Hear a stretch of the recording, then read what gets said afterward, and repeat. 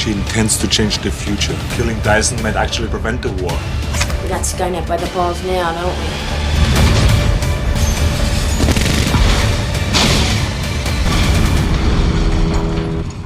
Hasta la vida.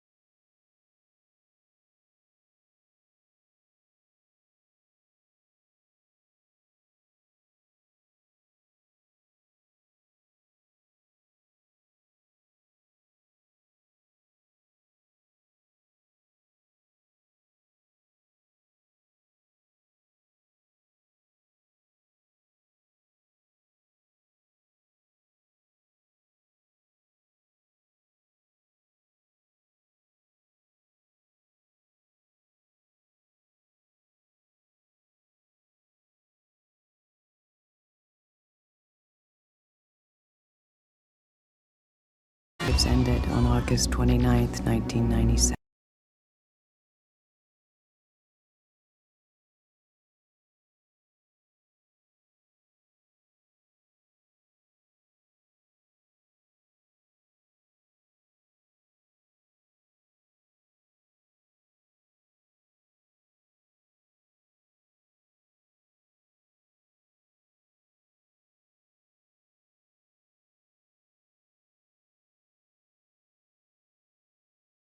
The machines.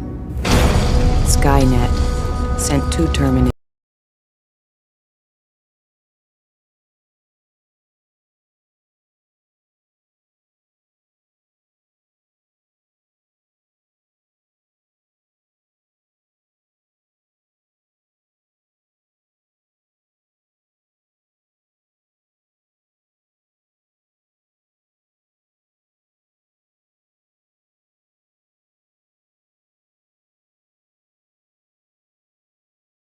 Leader of the human resistance.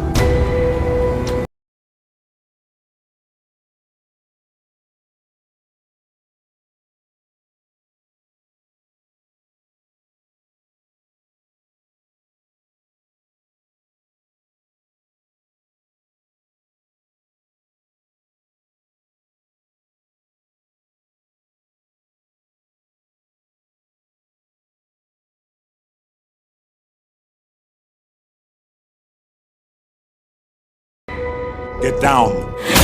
John Connor.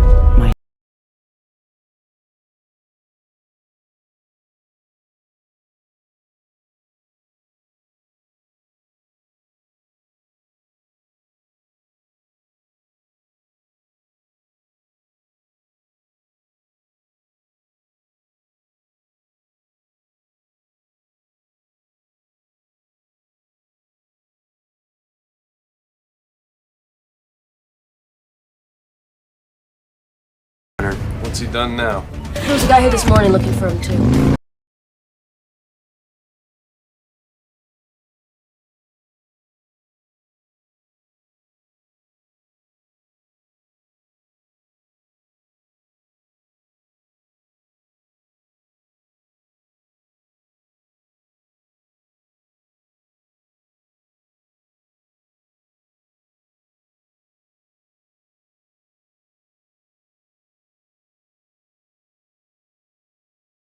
I wouldn't worry about him. Who sent you? You did.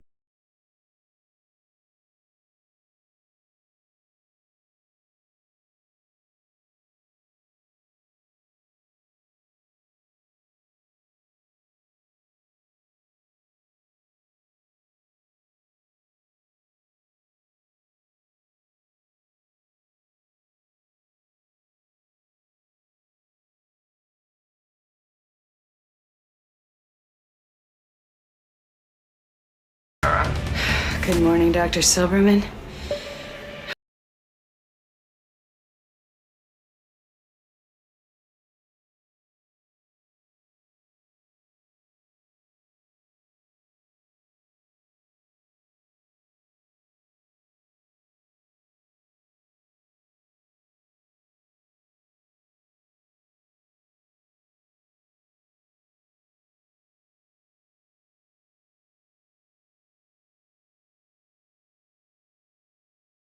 He said I'll be back, a broken bar, and in 1991, he returned bigger, bolder, and more unstoppable than ever. James Cameron's Terminator 2, Judgment Day isn't just a sequel, it's a sci-fi masterpiece that redefined action movies forever. From groundbreaking CGI to unforgettable one-liners, this film changed the game. Welcome to S Film Studio, where today we dive deep into the facts, secrets, and legacy of this legendary blockbuster. In Los Angeles in the year 2029, the world has turned into ruins filled with wrecked cars and destroyed buildings. Sarah Connor, Linda Hamilton, begins narrating, explaining that on August 29, 1997, 3 billion human lives were lost in a nuclear fire. The survivors called it Judgment Day, but the war didn't end there. They now had to fight against machines. On the battlefield, human resistance fighters are trying to fight back against Skynet's robotic army, but the machines are far stronger. Sarah explains that Skynet, the computer system controlling the machines, once sent 2 Terminators back through time to kill her son, John Connor, the future leader of the resistance. The first one came after her in 1984 before John was born but failed. Now, another one has been sent to kill John as a child. Just like before, the resistance also sent back a protector to keep him safe. The story flashes back to 1995. A man, Arnold Schwarzenegger, actually a Terminator, is transported from the future. He appears naked in a biker bar, where he takes the clothes, motorcycle, shotgun, and sunglasses from the bikers after easily defeating them. He then rides into the night. Elsewhere, another man, Robert Patrick, appears in a flash of light. This one is the T-1000, a more advanced Terminator made of liquid metal. He kills a police officer, takes his gun, uniform, and car, and begins searching for John Connor. John Connor, Edward Furlong, is living with his foster parents, Todd and Janelle, though he doesn't get along with them. He spends his time riding his dirt bike with his friend Tim. Meanwhile, Sarah Connor is locked up in a mental hospital because nobody believes her stories about the Terminators and Judgment Day. John even tells Tim that his mom is crazy because she once tried to blow up a computer factory. Sarah has recurring visions of Kyle Reese, from the first film, warning her that John is in danger and must be protected. She tries to convince her doctors to let her see John, but they refuse. At the same time, scientist Miles Dyson, Joe Morton, who works at Cyberdyne Systems, is studying a mysterious computer chip and a robotic arm remains from the first Terminator. He doesn't realize this research will eventually create Skynet. Meanwhile, the T-1000 tracks John to a shopping mall. Just as the T-1000 is about to attack,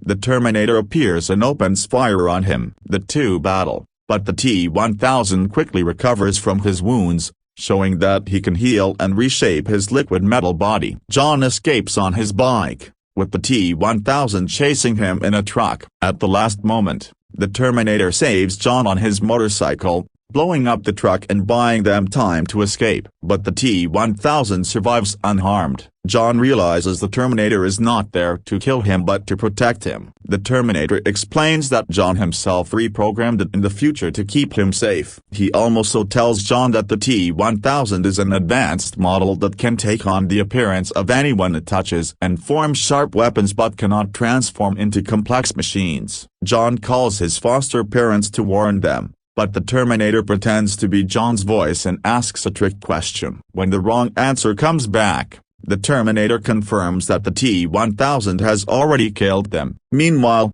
Sarah is still trapped in the hospital when the T-1000 arrives looking for John. The Terminator and John arrive at the same time to rescue her. At first, Sarah panics when she sees the Terminator, believing he's the same one who tried to kill her years ago. But when the T-1000 attacks, she realizes this Terminator is on their side. The three escape together. Sarah demands to know who created Skynet, and the Terminator tells her it was Miles Dyson. He explains that Dyson will invent a powerful microchip that will eventually lead to Skynet taking control of military systems. On August 29, 1997, Skynet will become self-aware and launch nuclear missiles, destroying much of humanity. The group hides for the night, but Sarah secretly leaves, determined to kill Dyson before he can finish his work. She shoots him in the arm but cannot bring herself to kill him in front of his family. The Terminator and John arrive and convince Dyson of the future consequences of his work.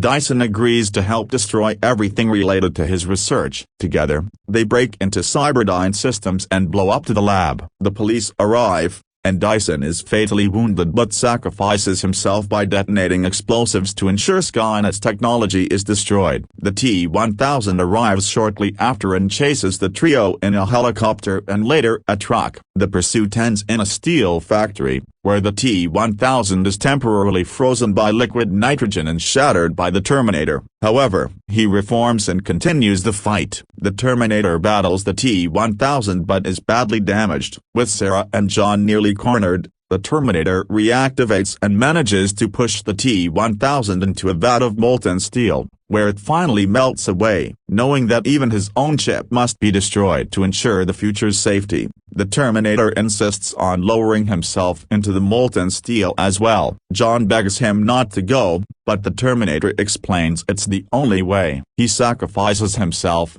giving one final thumbs up before disappearing into the molten metal. John cries as Sarah comforts him. In her final narration, Sarah reflects that if a machine like the Terminator can learn the value of human life, then maybe humanity itself still has hope for the future. Terminator 2: Judgment Day is a 1991 American science fiction action movie directed by James Cameron, who also co-wrote the story with William Wishier. The film stars Arnold Schwarzenegger, Linda Hamilton, and Robert Patrick. It is the sequel to The Terminator, 1984, and the second movie in the Terminator franchise. In this story, the artificial intelligence system Skynet sends a new, more advanced Terminator back in time to 1995 to kill John Connor, the boy who will one day lead the human resistance. However, the resistance sends a reprogrammed Terminator from the future to protect John and secure humanity's survival. The first Terminator film was a huge success and helped boost both Schwarzenegger's and Cameron's careers, but making a sequel was delayed because of disagreements between them and Hand-Ale Film Corporation,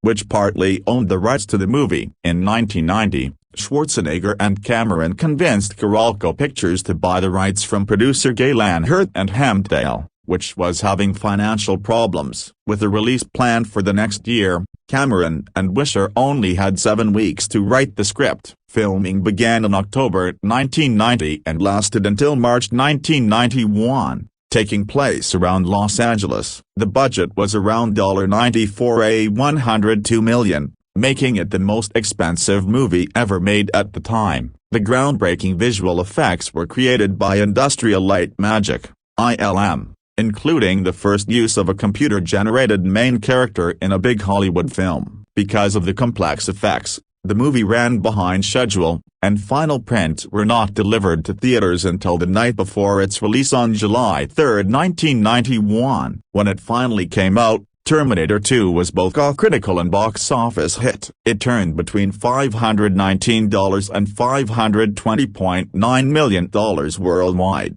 making it the highest-grossing film of 1991 and the third highest-grossing movie of all time at that point. It also won multiple awards, including Academy Awards, BAFTA Awards, and Saturn Awards. The film's popularity led to a wide range of merchandise, such as video games, comic books, novels, and even a live-action theme park attraction called T2 3D, Battle Across Time. Over the years, Terminator 2 has come to be regarded as one of the greatest science fiction and action films ever made, and also one of the best sequels in movie history. Its groundbreaking use of computer-generated imagery influenced the future of visual effects, marking a major shift away from practical effects in movies. In 2023, the United States Library of Congress added it to the National Film Registry for preservation, recognizing its cultural and cinematic importance. Although James Cameron originally intended for this film to end the story, the franchise continued with more sequels, including Terminator 3, Rise of the Machines, 2003, Terminator Salvation, 2009. Terminator Genesis, 2015, and Terminator, Dark Fate, 2019, as well as the TV series Terminator, The Sarah Connor Chronicles, 2008. The casting process for Terminator 2, Judgment Day began with director James Cameron's vision to revisit the world he created in the original 1984 film, but this time with a larger scope, groundbreaking effects, and a narrative that flipped the script on the Terminator character. Cameron, who co-wrote the screenplay with William Wisher, sought actors who could embody the evolution of the story, where the T-800 model, played by Arnold Schwarzenegger, shifts from villain to protector. Schwarzenegger's return was almost inevitable given his breakout success in the first film, but it wasn't without negotiation. After wrapping the Terminator,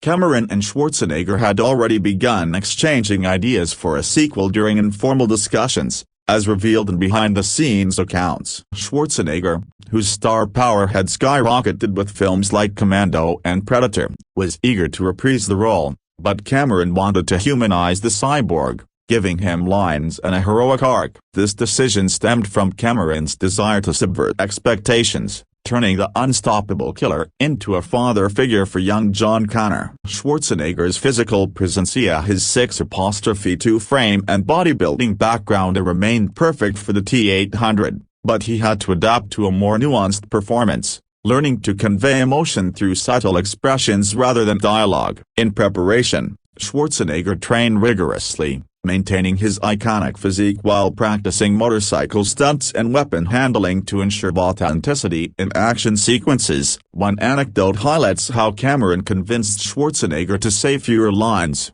emphasizing the character's machine-like efficiency. Schwarzenegger reportedly joked about it during press tours, noting it allowed him to focus on the physicality that made the role legendary.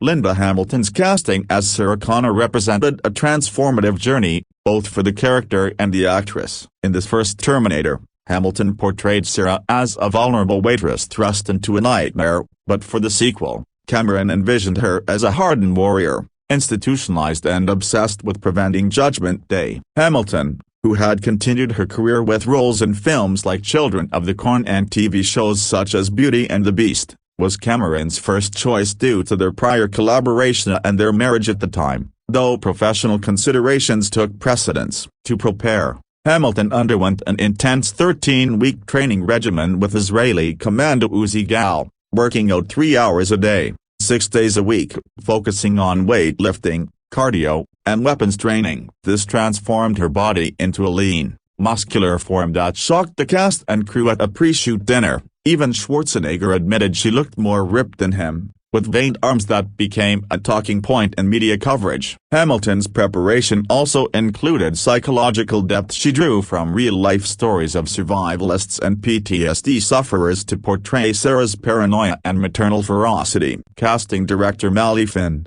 who played a pivotal role in the film, noted Hamilton's intense presence during read-throughs, which solidified her as the anchor for the human elements amid the sci-fi spectacle. Hamilton's twin sister, Leslie Hamilton Guerin, was cast for mirror scenes involving the T-1000 mimicking Sarah, adding a clever practical effect to the production. The search for John Connor, the future leader of the human resistance, was one of the most challenging aspects of the casting process. Cameron wanted a streetwise, rebellious teen who could hold his own against heavyweights like Schwarzenegger and Hamilton. Molly Finn, known for discovering young talent in films like The Untouchables, scoured boys' girls clubs and streets in Los Angeles for non-actors with natural charisma. Edward Furlong, a 13-year-old from Pasadena with no prior acting experience, was spotted by Finn at a local youth center while hanging out with friends. Furlong's audition tape, where he improvised lines with a mix of vulnerability and sass, impressed Cameron immediately. The director later said Furlong's raw energy captured John's delinquent yet heroic spirit perfectly. Before Furlong, actors like Charlie Cottersmo were considered but turned it down for Hook. Furlong's casting was a gamble. During filming, he hit puberty, requiring his voice to be redubbed in post-production to maintain consistency. Anecdotes from the set describe Furlong bonding with Schwarzenegger, who mentored him on stunts and even taught him to ride a motorcycle. Furlong's debut launched his career, leading to roles in American History X, but he later reflected on the overwhelming fame, noting in interviews how Cameron's faith in him changed his life overnight. For the antagonist, the liquid metal T-1000, Cameron sought someone who contrasted sharply with Schwarzenegger's bulk, sleek, agile predator who could blend into crowds. Robert Patrick, then relatively unknown with credits in Die Hard 2 and TV shows, was cast after a recommendation from producer Galen Hurd in an audition where he embodied a cold, relentless hunter. Molly Finn pushed for Patrick, citing his intense gaze and athletic build. Cameron wanted the T-1000 to resemble a human Porsche, fast and deadly. Patrick prepared by training in sprinting and breath control, allowing him to run at full speed without appearing winded, which required reshoots when he outpaced the camera crew in chase scenes. His performance drew from real-life inspirations like sharks and eagles, emphasizing predatory efficiency. Behind-the-scenes stories highlight Patrick's dedication. He practiced shape-shifting mannerisms in mirrors and even improvised the T-1000's finger-wagged wand, which became iconic. Patrick's casting paid off, elevating him to stardom in films like The X-Files, and he credits Cameron with transforming his career by choosing an underdog over bigger names like Billy Idol, who was considered but injured in a motorcycle accident. Supporting roles were filled with actors who brought depth to the film's world-building. Earl Bone reprised his role as Dr. Peter Silberman, the skeptical psychiatrist from the first film, providing continuity. Bone, a veteran character actor from TV shows like The Streets of San Francisco, was cast for his ability to convey condescending authority, which contrasted Sarah's intensity. His scenes in the mental institution were pivotal, and Bone ad-libbed lines about Sarah's delusions based on real psychological research. Joe Morton was selected as Miles Dyson, the Cyberdyne engineer unwittingly creating Skynet, after impressing in auditions with his portrayal of moral conflict. Morton, known from Brother from Another Planet, prepared by studying scientists like J. Robert Oppenheimer, adding layers to Dyson's redemption arc. Ipitha Murkerson, later famous for Law Order, played Teresa Dyson, Miles' wife. Her casting emphasized family stakes, and she brought warmth to brief but impactful scenes. Chulo Guerra as Enrique Salceda, the survivalist ally, was chosen for his authentic portrayal of a grizzled veteran, drawing from his own experiences in war-torn regions. Danny Cooksey, a child actor from Different Strokes, landed their role of Tim, John's foster friend. Through Molly Finn's network, his spunky delivery fit the delinquent vibe. Jeanette Goldstein, who played Vasquez in Cameron's Aliens, was cast as Janelle Voigt, John's foster mother, leveraging her prior collaboration. Her transformation via the T-1000's mimicry used practical effects with her real-life appearance. Xander Barkley, Goldstein's on-screen husband as Todd Voigt, was selected for his everyman quality, making the foster parents' demise more shocking. Other notable supporting cast included Michael Biehn in a cameo dream sequence as Kyle Reese, reprising his role from the original for emotional resonance.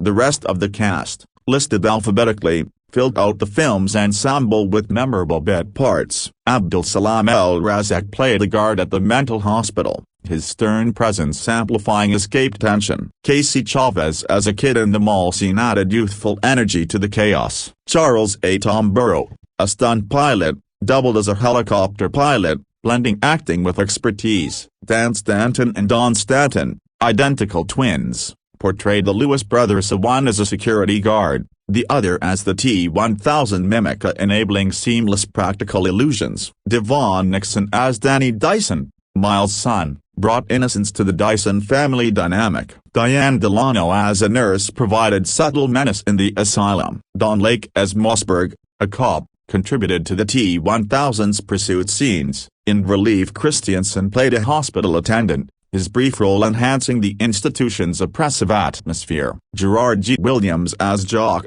a biker, featured in the bar fight opener. Wanda Deacon as a night nurse added realism to medical sequences. Jim Palmer, a stuntman, played another Jock. Joel Kramer doubled in action but appeared as a male nurse. Ken Gibble as Douglas, an orderly, participated in Sarah's abuse scenes. Leslie Hamilton Guerin, as mentioned, was Linda's twin for effects work. Mark Christopher Lawrence as a burly attendant brought physicality to restraints. Michael Edwards played an older John Connor in a flash-forward, hinting at the future. Mike Muscat as Mashier, another cop. Nikki Cox as a girl in the arcade captured 90s youth culture. Pat Corey as an SWAT leader commanded authority in the Cyberdyne raid. Peter Schramm as Lloyd, a trucker, set the tone in the opening. Richard Vidden as a weatherman provided exposition. Robert Winley as the cigar biker became memorable for his one-liner. Scott Shaw as a cyberpunk added flair to the mall. Shane Wilder as a tramp embodied urban grit. Terrence Riggins as a foster parent stand-in was cut but credited. Tony Simotes as a vault guard heightened heist tension. Van Ling,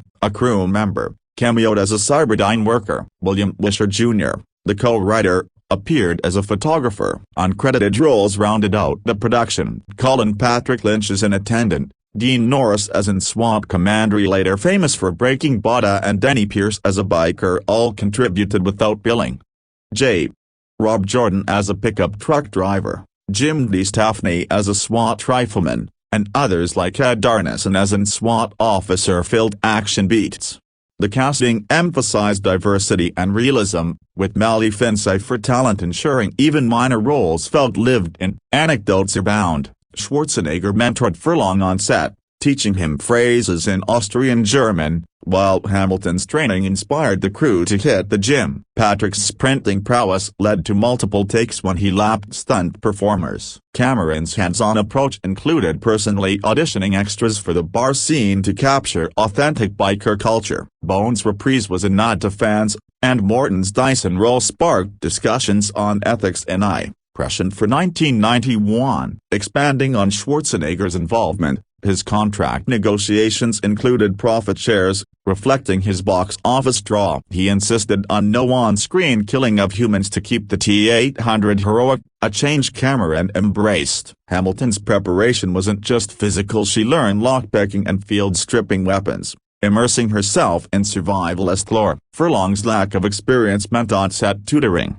balancing school with filming explosive sequences. Patrick's audition involved staring contests with Cameron to prove his unblinking intensity, a trait enhanced by effects but rooted in performance. For supporting actors, Goldstein's prior Cameron work made her a shoo-in, while Barclay's chemistry read with her sealed the deal. The Stanton twins' casting was ingenious, allowing in-camera twins without CGI. In the alphabetical cast, the Stantons' duo role required precise choreography. Nixon's child performance evoked family peril, paralleling John's arc. Delano's nurse drew from real asylum stories for authenticity. Lake's cop role involved practical effects for the T-1000 stabbing. Christiansen's attendant added subtle menace. Deacon's night nurse facilitated Sarah's escape plot. Palmer's nurse blended into the background but supported key beats. Gibble's Douglas was brutal, highlighting institutional abuse. Guerin's twin work was seamless,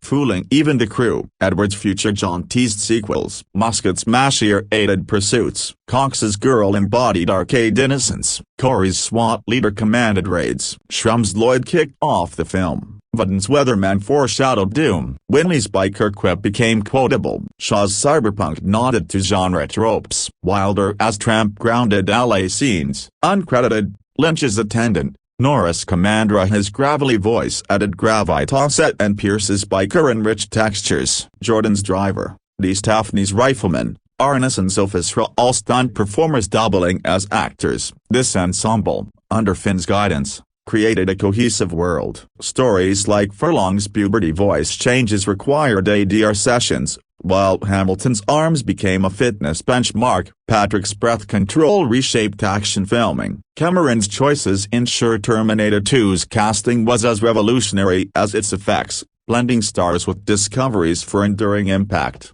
Delving deeper into anecdotes, during the bar fight, real bikers were cast for authenticity, leading to improvised lines. Schwarzenegger's "I'll be back" was echoed subtly. Hamilton's twin scenes used mirrors and split screen, a practical marvel. Furlong's motorcycle training with Schwarzenegger built their on-screen bond. Patrick studied animals for movement, inspiring the T-1000's fluidity. Bones Silberman evolved from skeptic to believer in deleted scenes. Morton's Dyson researched tech ethics, adding depth. Murkerson's Teresa was cast for her commanding presence. Guerra's Salsida drew from Latin American revolutionaries. Cooksey's Tim captured 90s rebellion. In extras, the mall scene used local teens for energy. The Cyberdyne explosion involved fire safety-trained actors. The dream sequence with Bean was a last-minute addition for nostalgia. Finn's process involved thousands of auditions, focusing on naturalism. Her discovery of Furlong at a club mirrored street casting trends. Cameron's input was hands-on,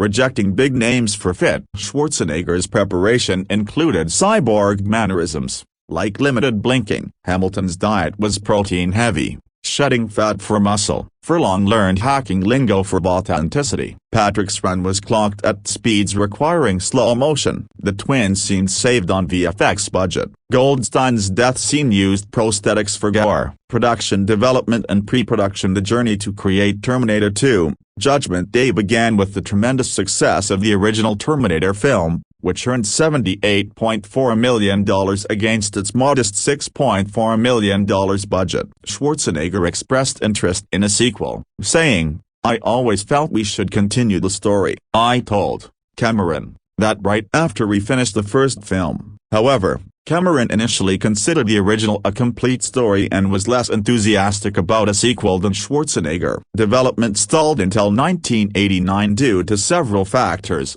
including Cameron's involvement with other projects like Aliens, 1986, and The Abyss, 1989, but primarily because of a complex rights dispute with Hamdale Film Corporation. Cameron had surrendered 50% of his rights to the company to get the Terminator made. Cameron had also sold half of the remaining stake to his ex-wife Gail Ann Hurd, producer and co-writer on the first film, for $1 following their 1989 divorce. By 1990, the situation had deteriorated, with Cameron, Schwarzenegger, Hurd, and special effects artist Stan Winston all suing Hamdale for unpaid profits from the Terminator. The breakthrough came when Schwarzenegger, recognizing Hamdale's financial difficulties, convinced Carolco Pictures to purchase the film rights. Owner Mario Kassar described the rights acquisition as the most difficult deal Carolco ever conducted. He accepted a $10 million offer for Hamdale's share,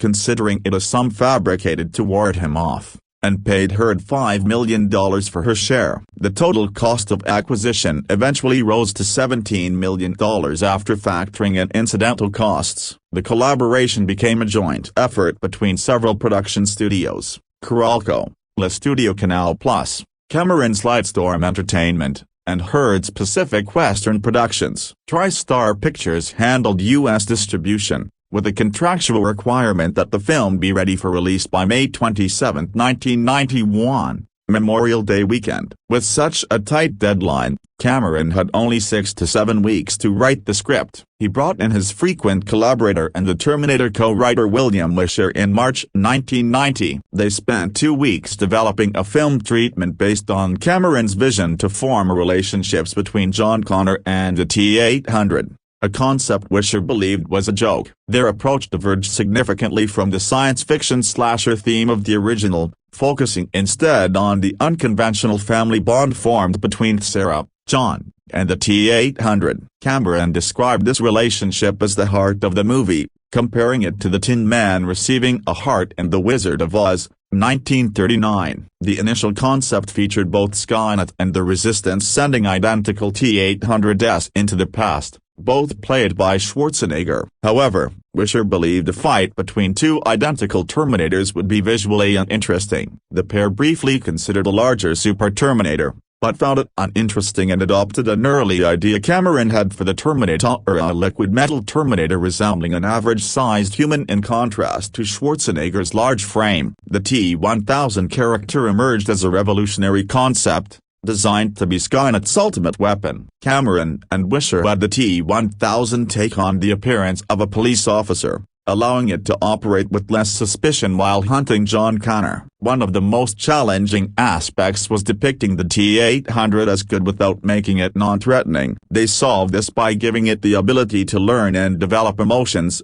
becoming more human over time, while keeping its dialogue brief and relying on the audience to infer meaning through small gestures and actions. The writing process involved frequent consultation with Industrial Light Magic, ILM, to determine which visual concepts were technically achievable. Many pages were removed, including a convoluted subplot about Dyson, and a massacre of a camp of survivalists helping Sarah. Cameron, who hadn't considered budget constraints while writing, was forced to cut elaborate sequences, including a 9-minute opening showing the time travel machine being used in 2029. Cameron and Wisher carefully analyzed character development from the first film. Sarah Connor's transformation was particularly dramatic. Her knowledge of the future would isolate her, forcing her to associate with survivalists and become a self-sufficient commando. She was written to have become emotionally cold and distant, comparable to a Terminator herself. John's character was inspired by Sting's 1985 song Russians,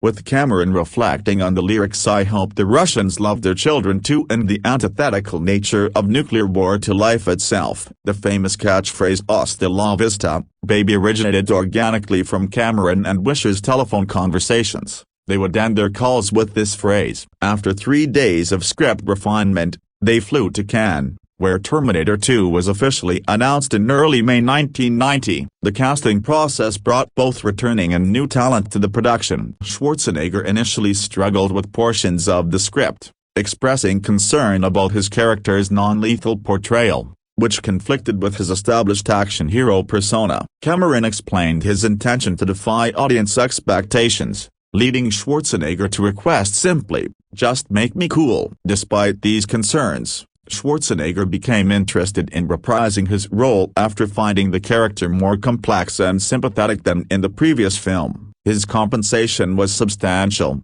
$12.15 million, with most of it paid through a financed $12.75 million Gulfstream 3 jet to ease Carolco's immediate financial burden. Linda Hamilton's return required careful negotiation. Cameron refused to recast her role but developed contingency plans if she chose not to return. Negotiations were protracted but concluded promptly after Cameron informed Carolco the script could not be finished until he knew if Hamilton would be involved. Hamilton received roughly $1 million, significantly more than her earnings for the Terminator. Though she expressed disappointment at the pay disparity with Schwarzenegger, she requested that Sarah exhibit a crazy demeanor, explaining that after years of living with humanity's impending doom, she believed Sarah would have transformed into an untamed warrior combined with a psychologically unstable woman. Robert Patrick's casting as the T-1000 came after an extensive search. Patrick, who was living in his car, was one of several actors in their late 20s considered for the T-1000 role. Cameron wanted a live actor resembling a newly recruited police officer to contrast with Schwarzenegger. As Cameron explained, if the T-800 series is a kind of human panzer tank. Then the T-1000 series had to be a Porsche. Patrick auditioned by acting like an emotionless hunter and drew inspiration from hunting creatures, reptiles, insects, cats, and sharks. His facial expressions were based on those of an eagle, keeping his head tilted down to imply constant forward movement. Edward Furlong was discovered at his last audition among hundreds of prospects, found by casting director Mally Finn at the Boys Girls Club in Pasadena. Furlong had no acting experience but possessed what Cameron described as surliness, unintelligence, just a question of pulling it out. Joe Morton's casting as Miles Dyson reflected Cameron's desire for a minority character to be integral to changing the world's fate, though the role was reduced after Denzel Washington declined it because it mainly required him to act scared. Filming principal photography began on October 8 to 9, 1990. With an initial budget of $60 million, though the final cost would far exceed this figure. The planned 3 months of pre-production was reduced to meet the release schedule, leaving Cameron without adequate preparation time. There was no time to properly test practical effects before filming, so if effects did not work, the filmmakers had to work around them. Cameron's meticulous approach created challenges for the production. Known for his short temper and uncompromising dictatorial manner, his demanding style led to the crew making T-shirts bearing the slogan "You can't scare me, I work for Jim Cameron." Schwarzenegger described him as a supportive but demanding taskmaster with the fanaticism for physical and visual detail. The out-of-sequence filming schedule, necessary to prioritize scenes requiring extensive visual effects, proved particularly difficult for Schwarzenegger, who needed to convey subtle signs of the T-800's progressive humanity but was unsure what was appropriate for each scene. Cinematographer Adam Greenberg, returning from the first film, found the sequel's greater scope the most daunting prospect. Where he had been able to shout instructions to his crew on the original film, he used one of 187 walkie-talkies to conduct efforts over an expansive area. The production's intensity was reflected in extended work schedules, with Cameron working through Christmas and persuading Schwarzenegger to cancel a planned visit to American troops in Saudi Arabia with President George H.W. Bush to complete his scenes. The filming locations throughout Los Angeles provided diverse backdrops for the story. The now-destroyed Corral Bar in Sylmar hosted the T-800's confrontation with bikers, chosen because it was elevated above ground, allowing the scene to take place over different levels. Remarkably,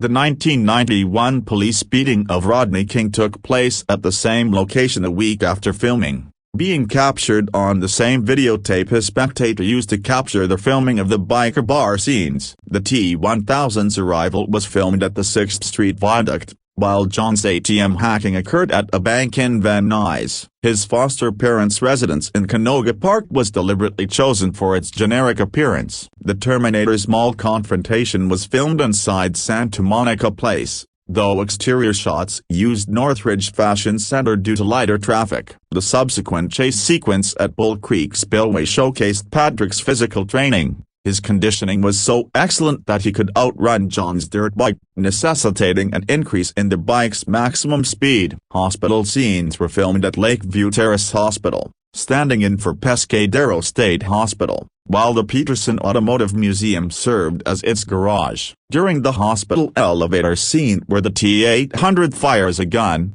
Hamilton said she suffered permanent partial hearing loss after not wearing earplugs during the hospital elevator scene, where the T-800 fires a gun, as well as shell shock from months of exposure to violence, loud noise, and gunfire. The Cyberdyne building's destruction was filmed at an abandoned San Jose office scheduled for demolition, bringing an authentic feel to the elaborate sequence. Real Los Angeles Police Department SWAT division members appeared in the scene, though Cameron embellished their tactics for visual interest. The final highway chase utilized a 2.5-mile stretch of Terminal Island Freeway near Long Beach, closed to traffic every night for 2 weeks. Future war sequences set in 2029 were filmed in the rubble of an abandoned Oxnard steel mill, enhanced with burned bicycles and cars from a 1989 Universal Studios lot fire. The film's climactic ending was shot at the closed Kaiser Steel Mill in Fontana, which cinematographer Greenberg made appear operational through lighting techniques despite the mill being frigid and dangerous due to moving machinery and high catwalks. The T-800's iconic thumbs-up gesture during its death scene was added during filming, despite Hamilton considering it too sentimental. 6 months of filming concluded on March 28, 1991, approximately 3 weeks behind schedule, a relatively minor delay considering the production's complexity and technical challenges. The post-production phase proved as demanding as filming itself, with editors Conrad Buff, Richard Day Harris, and Mark Goldblatt facing the challenge of seamlessly combining live-action footage, practical effects, and groundbreaking computer-generated imagery. They described the complexity of scenes such as the final battle between the Terminators, which required a seamless combination of live-action, practical effect shots, and CGI. Learning from his experience rushing the editing of The Abyss, Cameron implemented a different approach for Terminator 2, limiting filming to 5 days per week so he could participate in editing on weekends from the start of production. This strategy proved essential given the film's technical complexity and tight deadline. Several significant scenes were ultimately deleted to reduce the running time and improve pacing. These included Kyle Reese appearing to Sarah in a dream, encouraging her to continue fighting, Sarah being beaten in the hospital, the T-1000 killing John's dog John, teaching the T-800 to smile and discussing whether it fears death, the T-1000 malfunctioning after being frozen in the steel mill, and additional scenes with Dyson's family. One of Schwarzenegger's favorite deleted scenes involved John and Sarah modifying the T-800 CPU to allow it to learn and evolve, with Sarah attempting to destroy the CPU while John defends the T-800. This scene was replaced with dialogue indicating the T-800 already possessed the ability to learn. The original scripted ending, filmed at the Los Angeles Arboretum in Arcadia, depicted an alternative 2029 where an aged Sarah narrates how Skynet was never created while John, now a U.S. Senator, plays with his daughter in a Washington, D.C. playground. Cameron changed this to a more evocative scene of characters looking out at the road ahead. The production ran until about 2 days before the film's theatrical release. Delays were caused mainly by the rendering of shots at Consolidated Film Industries, the most difficult of which was the T-1000's death. Co-producer Stephanie Austin described the final push. People were stamping their feet and clapping for 10 or 15 minutes during test screenings, confirming the production team's success. The 137-minute release print was delivered to theaters the night before its July 3, 1991 release. The budget implications were staggering. While the minimum estimated production cost was $60 million, Cameron and Schwarzenegger reported the final budget at approximately $70 million, with making costs around $51 million. Carolco executives placed the pre-marketing cost at $75 million, with total costs including marketing reaching between $94–102 million, making it the most expensive film made at the time. A substantial portion of this budget, approximately $15–17 million over 10 months, was allocated specifically for special effects, with $5 million dedicated to the T-1000 alone and an additional $1 million for stunts. 4 main companies handled the 150 visual effects, ILM for computer-generated imagery under Dennis Muren's supervision, Stan Winston Studio for prosthetics and animatronics, Fantasy 2 film effects for miniatures and optical effects, and Forward Productions for nuclear explosion effects. The T-1000's creation represented a particularly risky endeavor, as CGI technology was in its infancy with no backup plan if the effects failed or couldn't be properly composited with Winston's practical effects. The computer systems needed to animate and render the T-1000 CGI cost thousands of dollars,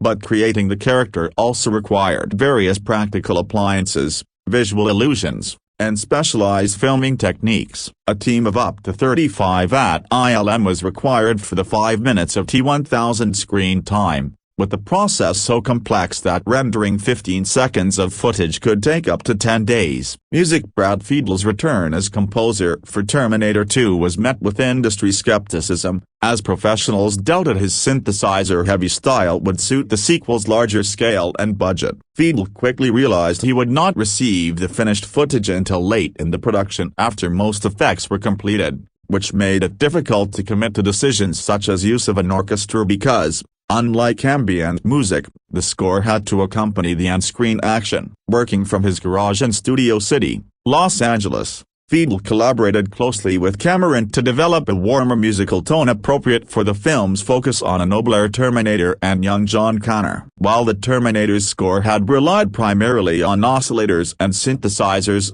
Fiedel expanded his approach for the sequel, recording real instruments and modifying their sounds to create a unique sonic palette. Fiedel developed specific musical themes for characters, with the T-1000's theme created through an innovative sampling technique. He said to the players, "You're an insane asylum. You're a bedlam of instruments." He slowed down the resulting sample and lowered the pitch, describing it as artificial intelligent monks chanting. When Cameron initially considered this atonal sound too avant-garde, Fiedel defended his approach. "You're creating something that people have never seen before, and the score ought to sound like something people have never heard before." To support that, the film's commercial music tie-ins became significant cultural elements. TriStar asked Schwarzenegger to arrange a tie-in music video and theme song, leading him to choose rock band Guns N' Roses because they were popular and, as he noted, a rose in the movie and Bloody Guns. The band contributed "You Could Be Mine," the debut single from their album Use Your Illusion 2, 1991. The accompanying music video, featuring Schwarzenegger as the T-800 pursuing the band, was directed by Stan Winston, Andrew Moorhan, and Jeffrey Abelson. Robert Patrick unsuccessfully lobbied for "Head Like a Hole" by 9 Inch Nails as the tie-in song, partly because his brother Richard Patrick was their tour guitarist. William Wisher suggested using "Bad to the Bone" by George Thorogood the Destroyers during the T-800's biker outfit scene. Although Cameron initially disliked the idea, he eventually used the song, though he later forgot it was Wisher's suggestion. Guitars. Cadillacs by Dwight Yoakam also featured in the film's soundtrack. Released theatrical. The summer of 1991 presented a highly competitive theatrical landscape, with 55 films scheduled for release compared to 37 in 1990. Studios frequently adjusted release dates to avoid direct competition and optimize their film success chances, compensating for the 20% increase in production costs since 1990. This increase was attributed to hefty star salaries and profit participation deals, while revenues from box office, video sales, and television deals were declining. Terminator 2 faced competition from major releases including City Slickers, The Naked Gun 2, A1/2, The Smell of Fear, Only the Lonely, Hudson Hawk, The Rocketeer, What About Bob? And Point Break. Industry predictions favored Terminator 2 alongside Backdraft, Dying Young, and the year's anticipated top performer, Robin Hood, Prince of Thieves. An unnamed studio executive noted that audiences were seeking escapist entertainment like comedy or action while avoiding films about negative subject matter. Schwarzenegger actively participated in Terminator 2's marketing and merchandising campaign, estimated at $20 million value. By 1991, advertising for the film was ubiquitous with high audience recognition. Despite its R rating restricting audiences to those 17 and over unless accompanied by adults, merchandise primarily targeted children. TriStar contributed approximately $20 million for marketing, including a $150,000 teaser trailer directed by Winston depicting T-800 construction. This trailer ran for 6 months before release, with cinema staff incentivized to play it frequently through chances to win branded merchandise and premiere tickets. Fast food restaurants and soft drink manufacturers like Subway and Pepsi offered themed products and promotional materials. The comprehensive marketing campaign demonstrated the film industry's growing recognition of merchandising's importance in maximizing revenue streams. The premiere took place on July 1, 1991, at the Cineplex Odeon in Century City, Los Angeles. According to Field, it was treated as a major event, unlike the premiere of The Terminator, during which the audience was skeptical or laughed at the wrong times. Celebrity attendees included Maria Shriver, Nicolas Cage, Sylvester Stallone, Sharon Stone, Michael Douglas, and Edward Furlong's date, Soleil Moon Frye. Terminator 2, Judgment Day opened in the United States and Canada on July 3, 1991, leading into the Independence Day holiday weekend. It had the highest-grossing Wednesday opening with $11.8 million. The weekend performance proved exceptional, grossing $31.8 million from 2,274 theaters with an average of $13,969 per theater, securing the number one position ahead of The Naked Gun 2.5, $11.6 million, in its second weekend, and Robin Hood, Prince of Thieves, $10.3 million, in its fourth weekend. The five-day holiday weekend, Wednesday to Sunday, generated $52.3 million, becoming the second highest opening five-day total ever behind Batman's $57 million in 1989. It set a record opening for an R-rated film and for an Independence Day weekend. The opening week audience was evenly split between adults, teenagers, and children, about 25%, 30% of whom were women, although TriStar said the figure was higher. The film benefited significantly from repeat viewings by young audience members. Theater chain executives reported unprecedented demand. One noted, "Nothing since Batman has created the frenzy for tickets we saw this weekend with Terminator. At virtually all our locations, we are selling out." The word-of-mouth buzz out there is just phenomenal. Industry professional Lawrence Kasanoff observed it was an open secret that despite the R rating, children were seeing the film. When T2 opened, I saw kids skateboard up to the ticket window. The film maintained its number one position for 3 consecutive weekends, grossing $20.7 million in its second weekend, ahead of debuts by 101 Dalmatians, $10.3 million, and Boys and the Hood, $10 million, and $14.9 million in its third weekend, ahead of Bill Ted's Bogus Journey, $10.2 million, and 101 Dalmatians, $7.8 million. It finally dropped to number 2 in its fifth weekend, earning $8.6 million against Hot Shots' debut, $10.8 million.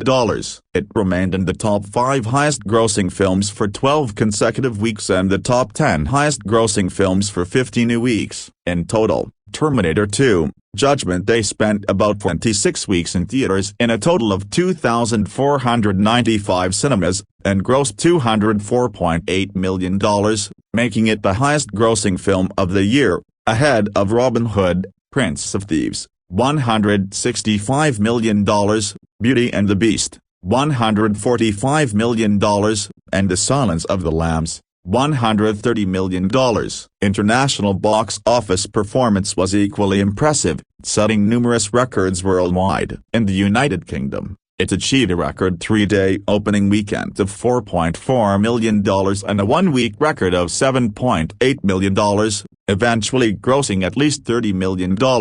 France saw a record $9.5 million opening week, the biggest since Rocky IV, and $16 million in 2 weeks. Germany generated a record $8 million in 5 days, while Australia produced a record opening weekend of $1.9 million. Thailand witnessed the highest-grossing Western Hemisphere film ever with $1.2 million, and Japan contributed at least $51 million to the international total. Internationally, the film grossed about $312.1 million, making it the first film to gross over $300 million outside of the US and Canada. The worldwide total of $519,520.9 million made Terminator 2 the highest-grossing film of 1991 and the third highest-grossing film of all time, behind Star Wars, 1977, and $530 million in E.T. the Extraterrestrial, 1982. At $619 million.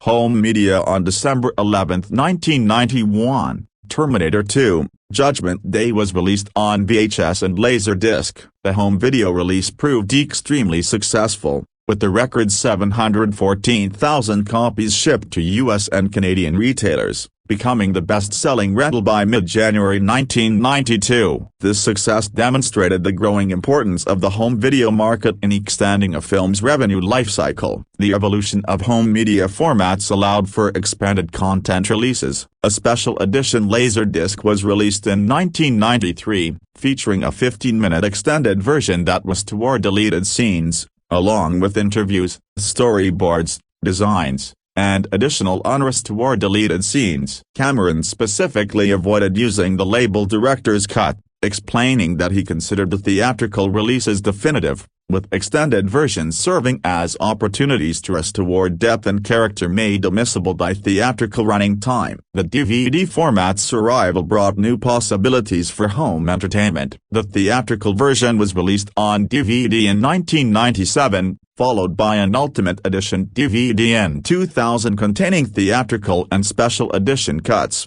plus a new extended cut with additional scenes including the T-1000 inspecting John's bedroom and the alternate ending. Special effects coordinator Van Ling supervised this comprehensive release. The Extreme Edition arrived in 2003, featuring theatrical and special edition cuts with remastered 1080p imagery, Cameron's first audio commentary, and a documentary exploring the film's influence on special effects technology. Terminator 2's transition to Blu-ray began in 2006, followed by the 2009 Skynet edition containing theatrical and special edition cuts with cast and crew commentaries. The premium Skynet edition collector's set included the Blu-ray disc, Ultimate and Extreme DVD editions, digital download version, comprehensive special features, and a 14-inch T-800 skull bust, demonstrating the market's appetite for elaborate collector's editions of beloved films. Brad Fiedel's score received its own commercial release through Var-A-Tilde-Di-Iris' Say Saraband,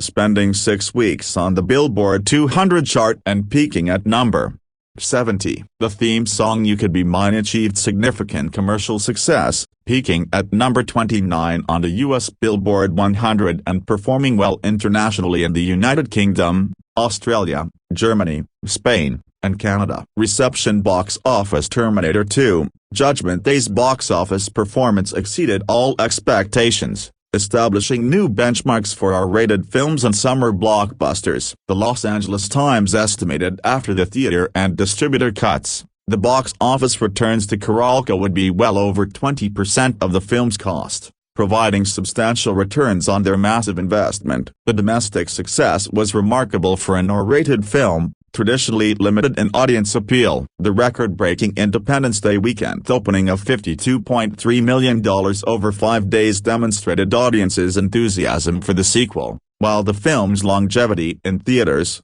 26 weeks across 2,495 cinemas, showed sustained appeal beyond initial excitement. Weekly box office performance revealed the film's staying power, maintaining the #1 position for 3 consecutive weekends, then remaining in the top 5 for 12 weeks and top 10 for 15 weeks. Terminator 2 demonstrated the kind of sustained commercial appeal that defines cultural phenomena. The $204.8 million domestic gross made it the year's highest-grossing film, a significant achievement in a competitive summer season. International markets responded even more enthusiastically, contributing $312.1 million to the worldwide total and making Terminator 2 the first film to gross over $300 million outside the US and Canada. Record-breaking performances in major markets like the United Kingdom, France, Germany, and Australia, plus strong showings in diverse territories from Thailand to Japan,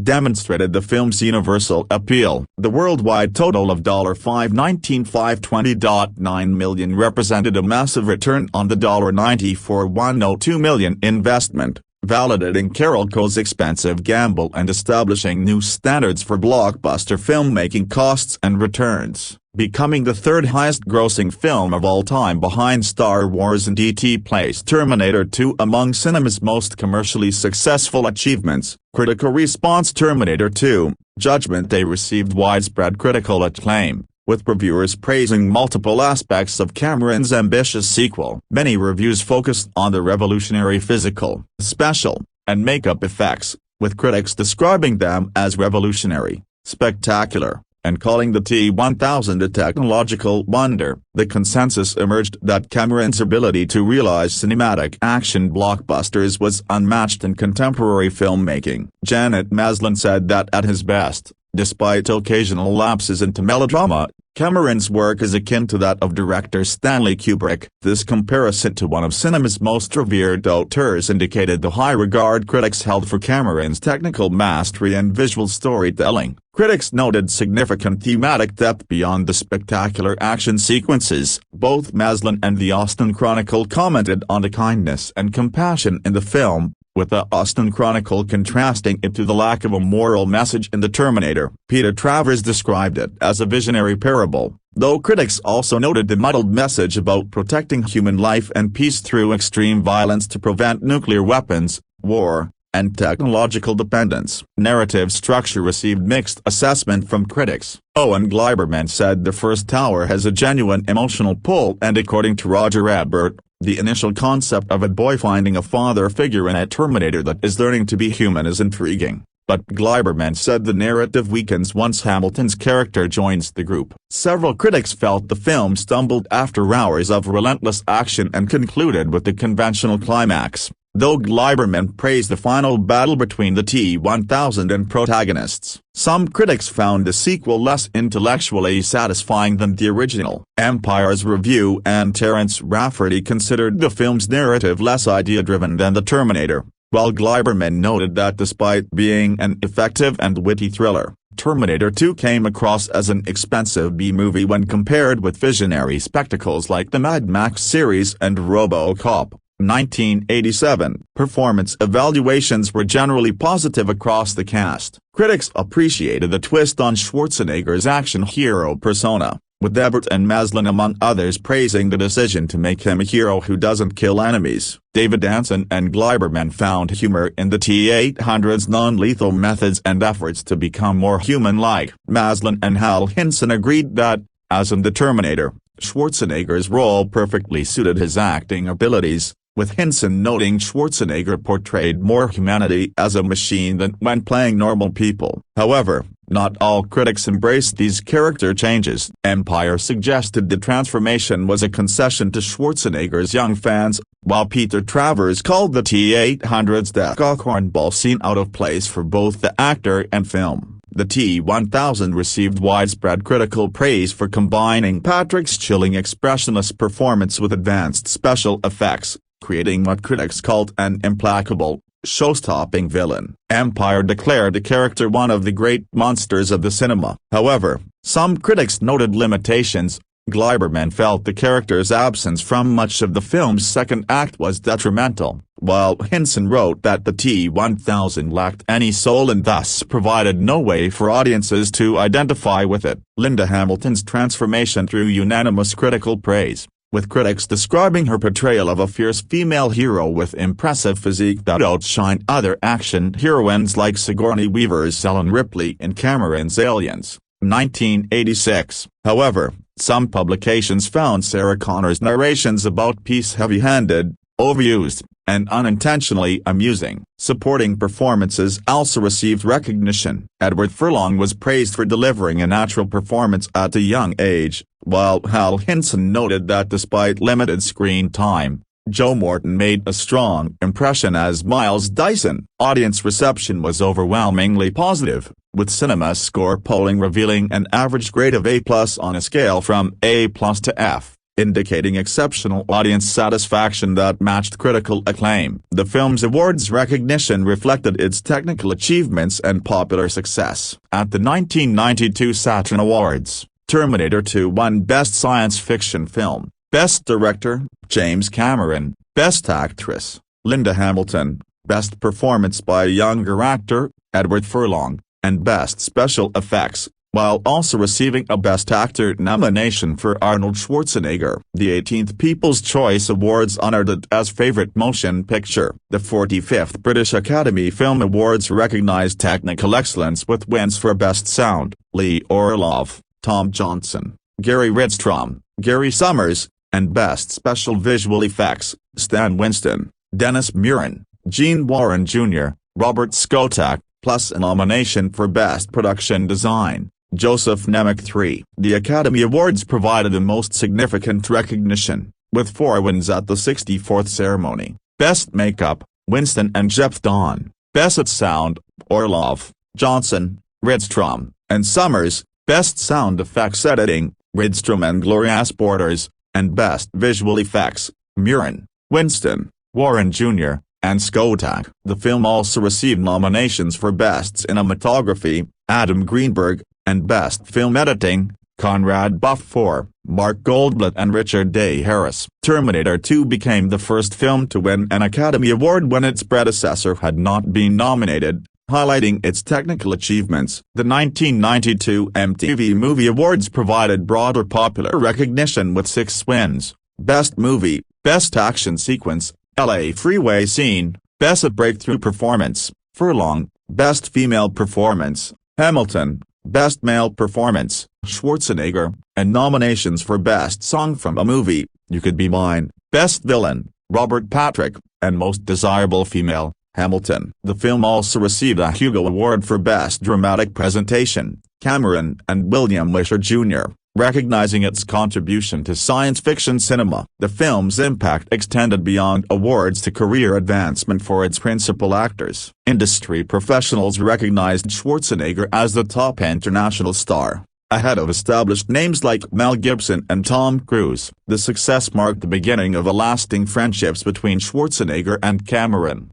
who formed what they called a midlife crisis motorcycle club and later reunited for the action film True Lies. 1994. Cameron and Hamilton began a romantic relationship in 1991, married in 1997, and later divorced. Cameron's career trajectory following Terminator 2's success was remarkable. In 1992, he received a 5-year, $500 million contract from 20th Century Fox to produce 12 films, demonstrating the industry's confidence in his proven ability to deliver both critical acclaim and commercial success. Edward Furlong became a highly sought-after actor following his breakthrough performance, while Robert Patrick found dealing with his newfound recognition challenging as people frequently asked him to impersonate the T-1000 character, demonstrating the lasting impact of his memorable villain portrayal. However, the film's massive success couldn't prevent Carolco's financial difficulties. Despite Terminator 2's triumph, the studio reported 1991 losses of $265.1 million due to problems with other films and subsidiaries. Support from investors failed to prevent Carolco from filing for bankruptcy in 1995, with its assets, including Terminator 2, sold to Canal Plus for $58 million. The critical and commercial success of Terminator 2, Judgment Day established it as a landmark achievement in science fiction and action cinema. Critics consistently praised its groundbreaking visual effects, compelling performances, and ambitious scope, while audiences responded with enthusiasm that translated into record-breaking box office performance. The film's technical innovations, particularly in computer-generated imagery and practical effects integration, influenced countless subsequent productions and marked a significant milestone in cinema's evolution toward digital effects. Beyond its immediate impact, Terminator 2 has maintained its reputation as one of the greatest sequels ever made, often cited as improving upon its predecessor while expanding the franchise's mythology and emotional depth. The combination of Cameron's visionary direction, revolutionary special effects, and strong performances created a film that succeeded both as spectacular entertainment and meaningful science fiction, exploring themes of artificial intelligence, human nature, and redemption that continue to resonate with contemporary audiences. The film's enduring legacy is reflected in its continued availability across multiple home media formats, each offering expanded content and technical enhancements that allow new generations to experience its groundbreaking achievements. From its initial theatrical release to its digital preservation, Terminator 2, Judgment Day represents a pinnacle of early 1990s blockbuster filmmaking that successfully balanced commercial appeal with artistic ambition. The United States Library of Congress selected Terminator 2 for preservation in the National Film Registry in 2023, officially recognizing its cultural and historical significance. This honor acknowledges the film's lasting impact on cinema and its continued relevance to American film history, cementing its status as more than just a successful blockbuster but as a significant artistic achievement worthy of permanent preservation. Although Cameron intended Terminator 2 to conclude the franchise, its success inevitably led to subsequent sequels: Terminator 3, Rise of the Machines, 2003, Terminator Salvation, 2009, Terminator Genesis, 2015, and Terminator, Dark Fate, 2019, as well as the 2008 television series Terminator, The Sarah Connor Chronicles. While these later entries achieved varying degrees of success, none matched the critical acclaim and cultural impact of Cameron's sequel. The film is considered one of the best science fiction, action, and sequel films ever made, serving as a major influence on visual effects in cinema and helping usher in the transition from practical effects to reliance on computer-generated imagery. This technological evolution that Terminator 2 pioneered would reshape the entire film industry in subsequent decades, making it not only a masterpiece of its era but a harbinger of cinema's digital future. Terminator 2, Judgment Day stands as a testament to what can be achieved when visionary filmmaking meets cutting-edge technology, supported by substantial resources and unwavering creative commitment. Its combination of spectacular action sequences, emotional depth, groundbreaking special effects, and compelling performances created a film that transcends its genre boundaries to become a cultural touchstone that continues to influence filmmakers and entertain audiences more than 3 decades after its release. Review and Facts Number 1. On July 3, 1991, 7 years after The Terminator became a surprise hit, James Cameron unleashed the R-rated sequel Terminator 2, Judgment Day in theaters, where it would go on to gross $520 million globally. The Hollywood Reporter's original review is below. Judgment Day has arrived and TriStar will need Arnold to secure all the Humvees in the world to lug off the loot from this. Writer-director James Cameron has not just pushed the special techno-effects envelope, he's shredded it and sent it back to the past. Undeniably, the film's heavy hardware violence and massive testosterone level will freak out many viewers. But Terminator 2, Judgment Day will mow down massive international box office numbers. Storming with relentless, carpet bomb intensity, Terminator 2 is at nucleus an apocalyptic story in the sci-fi form of man vs. machine. Following its narrative predecessor The Terminator, when a cyborg sent back from the future was unable to kill the woman who would bear a child who would save mankind from the Armageddon technology programmed for world destruction, Terminator 2 features a more deadly Terminator T-1000, Robert Patrick, sent to Earth to destroy the woman's now 12-year-old son, Edward Furlong. The mother, Linda Hamilton, is now ranting and foaming that the supercomputer, Skynet, will soon be beyond human control and will unleash an unstoppable nuclear war. Her revelations are treated with, not surprisingly, lots of thought-erasing. The only chance her son will be saved, and thus the world, rests with a more primitive Terminator, a T-800, Schwarzenegger, sent by the human resistance to protect the boy. That the salvation of the world hinges on the existence of a scruffy, asocial valley kid is a wonderfully ironic mythological notion, and throughout, Cameron and co-writer William Wisher lace this dark but ultimately light-bearing vision with a crazy, transcendent reverence for human vitality. Although the first act is somewhat constricted by hardening of the story arteries, chunks and bursts of raw, quirky human behavior ultimately burst into this carnage colossus. These small, funny, odd moments do much to soothe us from the bombast, as well as clue us to the film's ultimately optimistic vision. Still, the bulk of Terminator 2 is the war between the two Terminators, and Cameron and his ace crew have marshaled all the forces of special effects technology,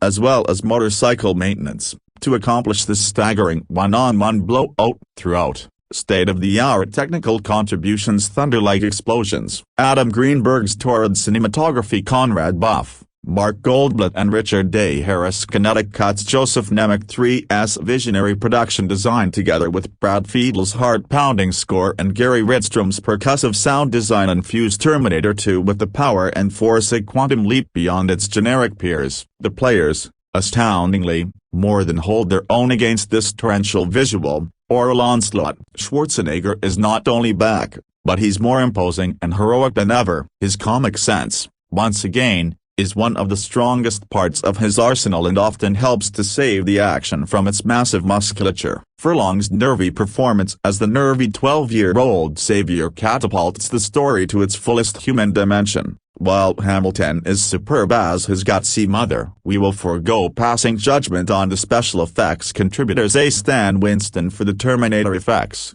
ILM for the visual effects. A. is there. Accomplishments are simply beyond our level of understanding.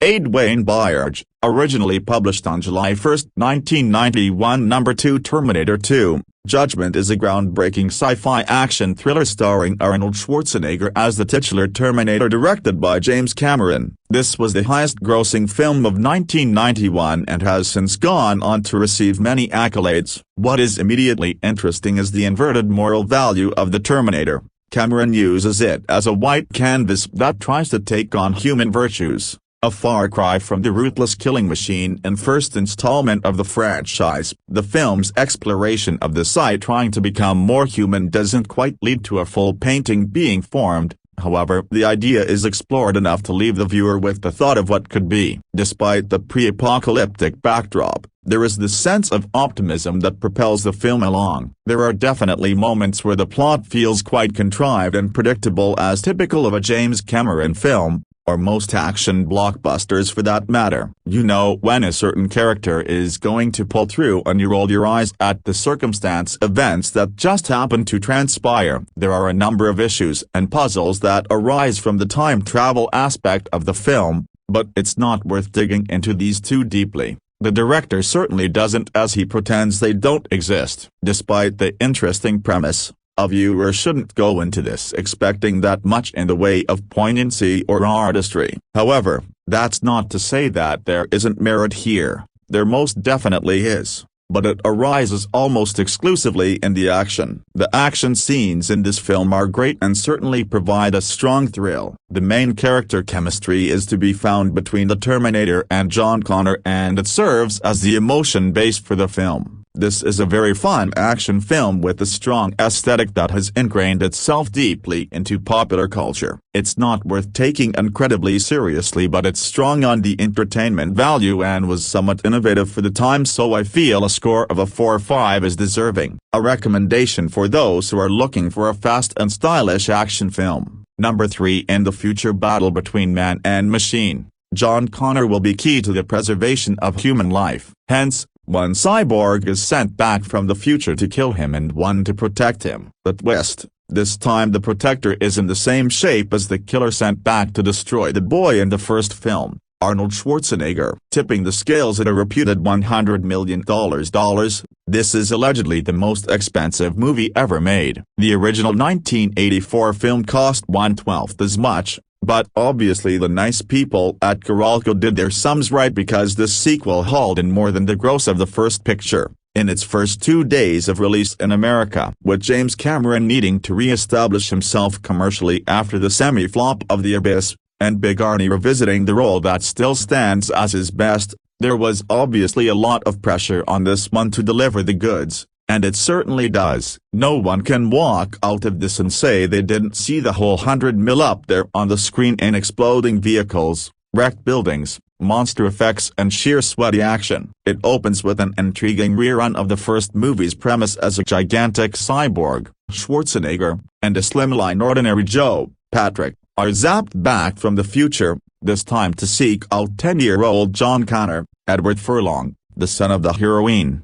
Hamilton, of the Terminator, and struggle over his life, with the balance of a future that may or not be ruined by a cataclysmic war between man and machines up for grabs and the titanic struggle. However, the twist is that Patrick, a fresh-faced type who impersonates a cop, is the deadly mechanical baddie, and Arnie, in biker leathers and mean shades, has been reprogrammed to protect the brat and his mom, and, in between the extensive carnage, gets to reveal that biomechanical killing machines from the future can have their sensitive sides. While the rewriting of Arnie's persona smacks of commercial cop-out, a sop to the kindergarten cop audience, This strategy really pays off when it comes to Patrick's villain, who is constructed from a liquid metal that can shape itself into anything it wants and also peel itself back together if blasted apart. A high-tech version of the Blob, utilizing some of the most astonishing and surreal effects ever filmed. Patrick's T-1000 stands as one of the great monsters of the cinema. Like all Cameron movies,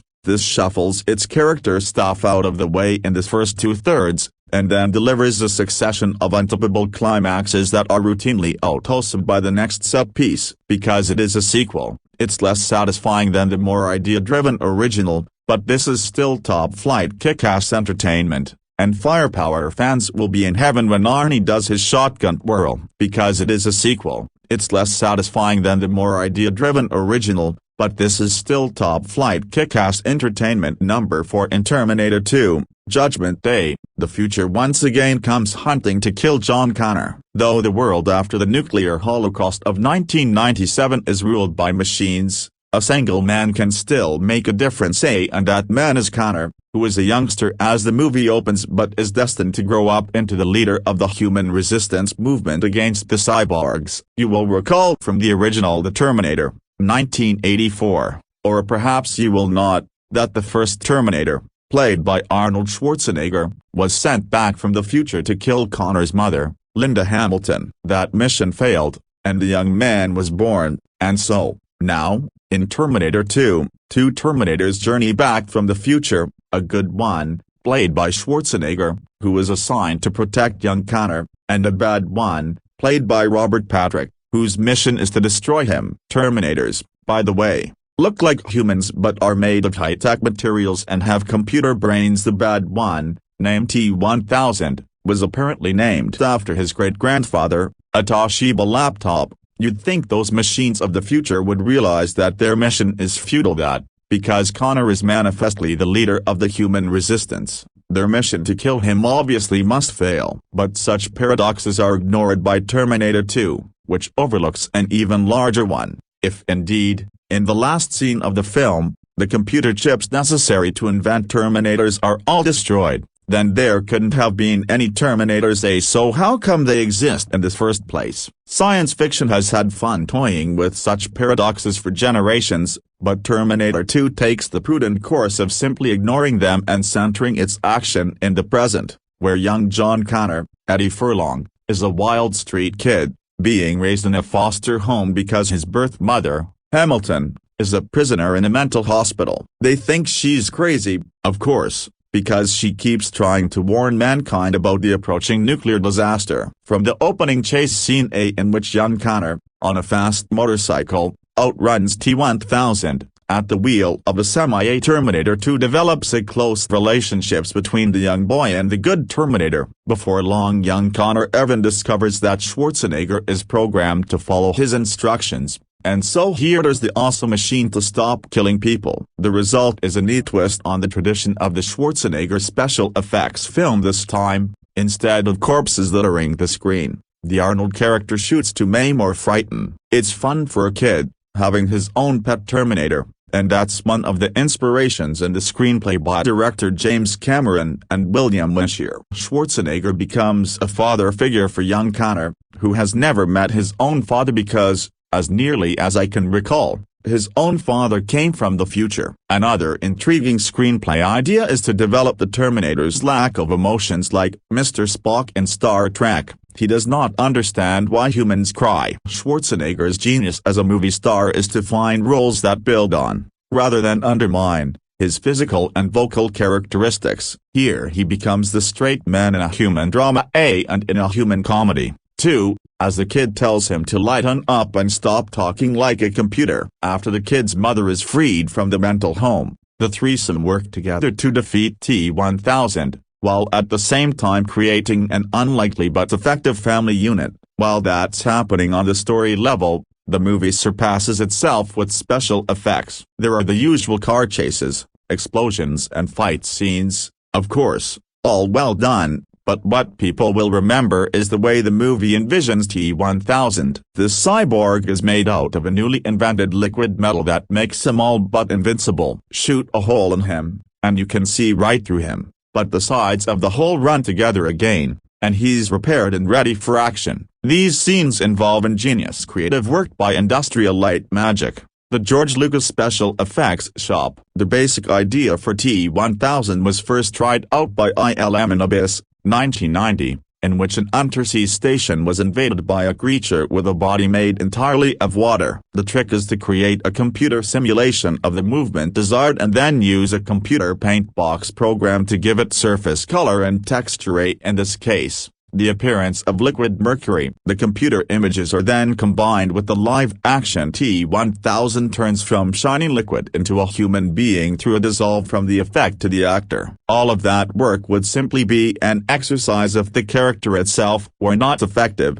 but T-1000, as played by Patrick, is a splendid villain, with compact good looks and a bland expression. His most fearsome quality is his implacability. No matter what you do to him, he doesn't get disturbed and he doesn't get discouraged. He just pulls himself together and keeps on coming. The key element in any action picture, I think, is a good villain. Terminator 2 has one, along with an intriguing hero and fierce heroine, and a young boy who is played by Furlong with guts and energy. The movie responds to criticisms of excessive movie violence by tempering the Terminator's bloodlust, but nobody, I think, will complain that it doesn't have enough action. Number 5 Plot. The cyborg who once tried to kill Sarah Connor is dead, and another T-800 must now protect her teenage son, John Connor, from an even more powerful and advanced Terminator. The T-1000. Review. Everyone tends to agree that Die Hard is the best action movie ever made. However, I think that it may just be beaten by T2. This is quite frankly a flawless masterpiece of action cinema. I remember seeing it 5 times when it was first released in theaters, and I had never seen anything like it. In fact, I believe I saw it before even seeing the first movie. You've got a great story, characters you care about, and great writing. A great example is Arnie being taught how to do the thumbs up earlier in the movie and then doing it again in the finale. This is a great demonstration of how the character of the Terminator has its own journey and how it now understands human behavior better. Terminator 2 is one of those few sequels that may actually be better than the classic original. Brad Fiedel's amazing industrial score provides the greatest introductory scene in cinematic history. Who will ever forget that playground on fire and the endoskeleton coming out of the flames? The music is exciting but also somber, which really adds to the atmosphere of impending doom. The dream sequence with the nuclear explosion is still equally as haunting today as it was at the time. The visuals are absolutely amazing and over 20 years later still stand the test of time. In terms of acting, I really have to say that Linda Hamilton doesn't get enough credit as Sarah Connor. I think her transformation from waitress in the first movie to full-on warrior woman in T2 is amazing. She's ruined by the events of a future she can't stop and is driven crazy by it. Her performance is believable,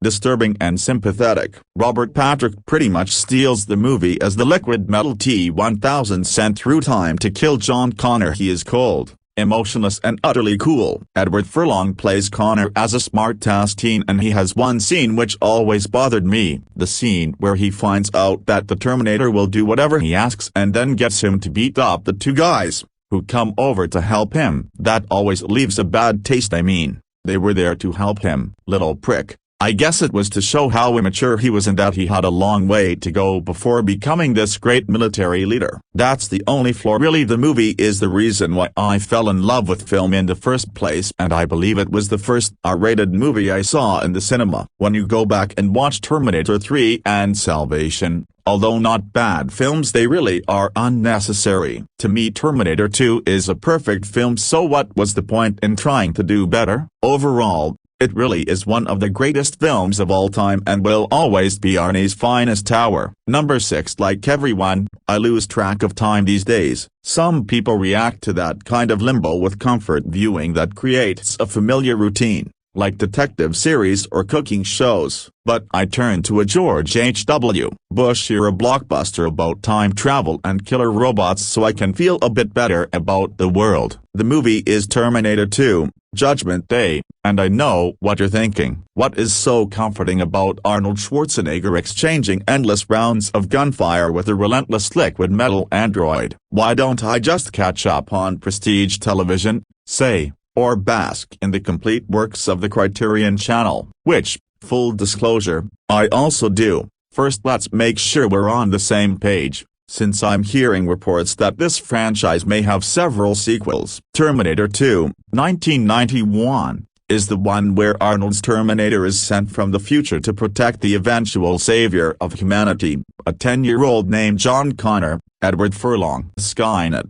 the AI computer that will nuke civilization, dispatches a shape-shifting assassin called the T-1000, Robert Patrick, to kill John and look really cool. What follows is essentially a feature-length chase scene, like a bad dream. After taking the form of a police officer, the T-1000 pursues John and his mother, Sarah, Linda Hamilton, who sprung from a mental asylum. Explosions, fusillades and eye-popping special effects ensue. I never said this was a quiet, meditative gem, but I watch all of it compulsively, as if I didn't already know the plot's future. In all honesty, I'm a bit surprised to be mooning over Terminator 2 in public. As the top-grossing movie release of 1991 and part of the pop culture vocabulary, it's no discovery. Many admirers of James Cameron's 1984 original, The Terminator, look askance at his sequel's catchphrases and sheer size. Not to mention that much of my career as a critic and as editor at Film Comment has involved spotlighting much lesser-known movies, often small-budget or foreign,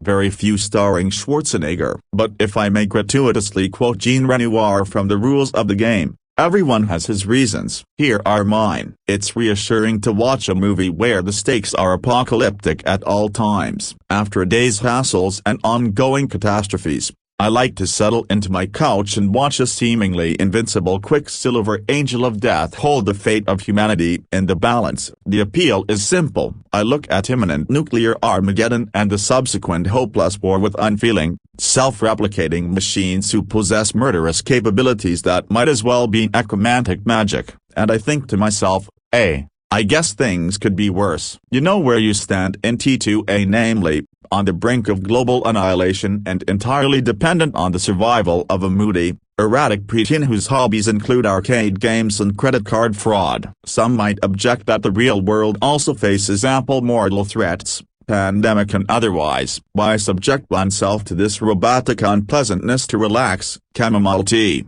for example, is reliably soothing, and, prepared correctly, does not involve mass casualties. I think the difference with the world's horrors is that every single time I watch T2, it comes to an end. The nightmares remain in the realm of fiction. So far, Terminator 2, Judgment Day is a breathtaking peak during a pivotal moment in blockbuster filmmaking. A dazzling combination of highly expressive digital effects and thrilling analog effects, stunt work, chases, and action set pieces whose influence can be seen to this day. These visual wonders still dazzle. I love the peculiar, unnerving heft of the T-1000's liquid metal. You feel as if you could reach out and touch it, a physicality that's rare in digital effects. The mind-bending metamorphoses serve as the shimmering physical embodiment of the story's cold sweat paranoia. The enemy inspires awe and fear and could be anyone, anything, anywhere. For its technical accomplishments,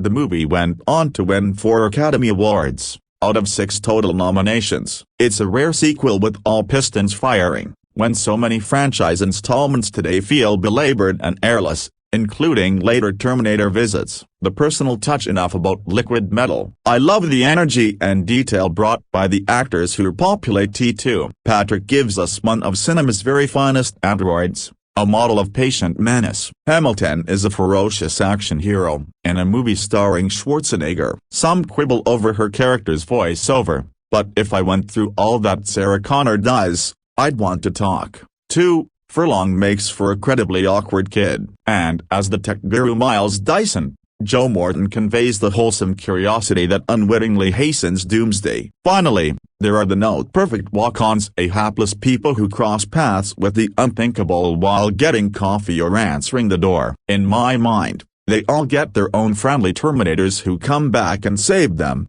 and give a cornball thumbs up while lowering into molten steel. I don't think too much about the possibility of time travel paradoxes. I'm just getting through the day. Number 7. Arnold Schwarzenegger is the most popular movie star in the world today, but when The Terminator came out in 1984, his career was in a state of impending fizzle. The reason seemed obvious. How many times could you watch this guy, with his steely Teutonic monotone and his, well, selective range of facial expressions? He had exactly two, the blank stare and the angry glower. He was like some grimly idealized worker off a Soviet propaganda poster from the 30s. The Terminator changed all that. By casting Arnold the robot actor as a futuristic killing machine, this unbelievably canny thriller unshackled Schwarzenegger's appeal in two ways. It merged his hulking gladiatorial presence with the gaudy, bloody nihilism of contemporary action flicks, effectively turning him into a post-punk Dirty Harry and, more than that, for this was the movie's genius, it transformed his lugubrious one-dimensionality into a comic attribute. A lot has changed since then. Arnold, in his stardom, has become likable and an enforcer with charm. An outsized hero who proved he could step lightly in comedies like Twins and Kindergarten Cop. And so, in the enjoyably overwrought Terminator 2, Judgment Day, director James Cameron pulls a smart switch. This time, Arnold's Terminator isn't a menacing villain but a good guy, a father protector who is sent from the future to guard the son of Sarah Connor, Linda Hamilton. The first movie, you may recall, ended with Sarah becoming pregnant. Her son, now a punky preteen, Edward Furlong, is destined to become the rebel leader in the coming war against the machines. Now another Terminator has been dispatched to alter history by killing him. This new Terminator, Robert Patrick, is boyishly handsome but with pursed lips and cold, dead eyes. He suggests a stoic, emaciated James Dean. He's like Dean as a true pleader of the Hitler Youth. For most of his screen time he skulks around in a policeman's uniform, pursuing his prey as relentlessly as Arnold did in the first picture. This time, though, Cameron adds a special effects coup, where Arnold has a metal skeleton under his synthetic skin. The evil Terminator, one of the advanced T-1000 series, is made entirely of liquid metal. He's a kind of mutating mercury globule who can bleed through bars, pour through windows, and take on the physical characteristics of any object he touches, from a person to a floor. His arms instantly convert into 3-foot-long stilettos, and when he's shot in the head, his exploded flesh simply welds itself back together. The transformation effects are spectacular, in part because there's real magic to them, a sense of technological wonder. By the end of the movie, we feel that this shape-shifting Terminator,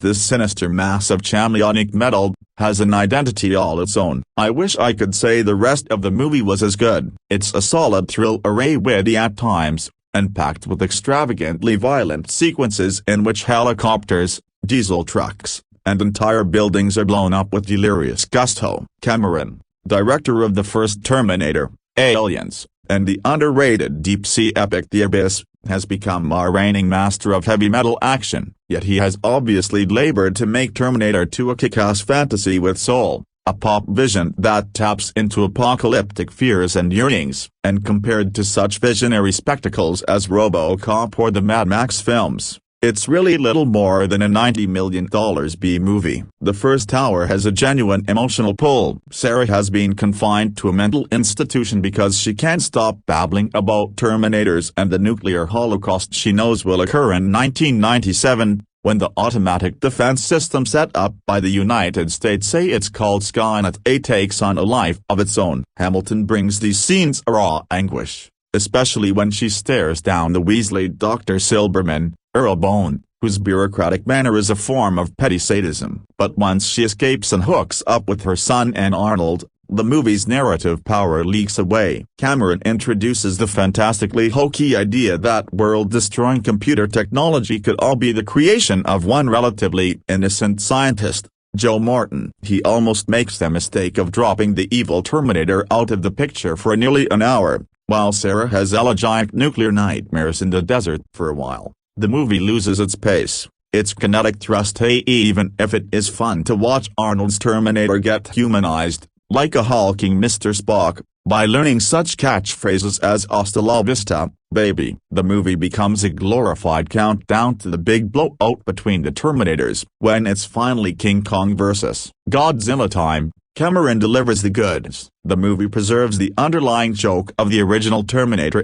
that these murderous robots aren't at all malevolent in intent. They're just maximally efficient, programmed to carry out a mission at any cost. And so if cars and phone booths have to get smashed, and innocent bystanders are blown away, well, that's just so much meaningless detritus. This reckless indifference to human life is, of course, intrinsic to the appeal of Terminator 2. The movie is a great big feast of wreckage, but that's also what makes it a bit numbing. At one point, Sarah's son, whom Arnold is programmed to obey, forces him to pledge that he won't kill anyone. Arnold takes the pledge and then, in order to stay true to it, he keeps shooting people in the kneecaps and smashing them against walls not quite forcefully enough to kill them. I kept wondering if Arnold's pledge was such a good idea. From the looks of it, these people may live, but they'll all end up in wheelchairs. Terminator 2 is a state-of-the-art action movie,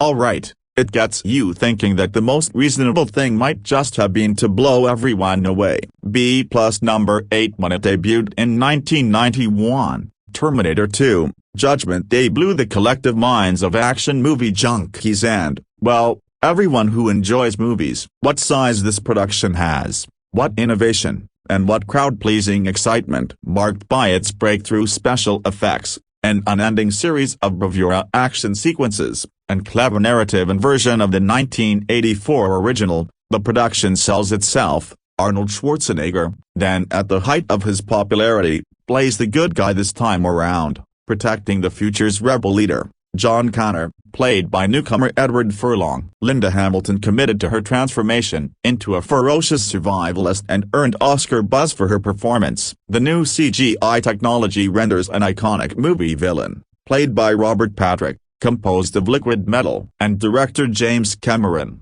in his prime after Aliens, 1986, and The Abyss, 1989, takes the scope far beyond what he achieved in the first, offering unexpected emotional value on top of his breakneck spectacle. T2 was the most expensive film ever made then, and it outperformed all box office projections. This would be a trend for Cameron, which he would repeat with Titanic, 1997, and his Avatar films. In its day, there was hardly a film more talked about or at the forefront of the zeitgeist than T2, and it would change the way blockbusters were made for the foreseeable future. And yet, despite its many technical advancements, grosses upwards of $500 million, and lasting impact on the industry, T2 remains Cameron's clunkiest script. On the level of pure pulse-pounding momentum, one cannot deny the film's power, but the sequel lacks the edge of the Terminator, and amid its inconsistent narration and kid-friendly appeal, it feels compromised. Indeed,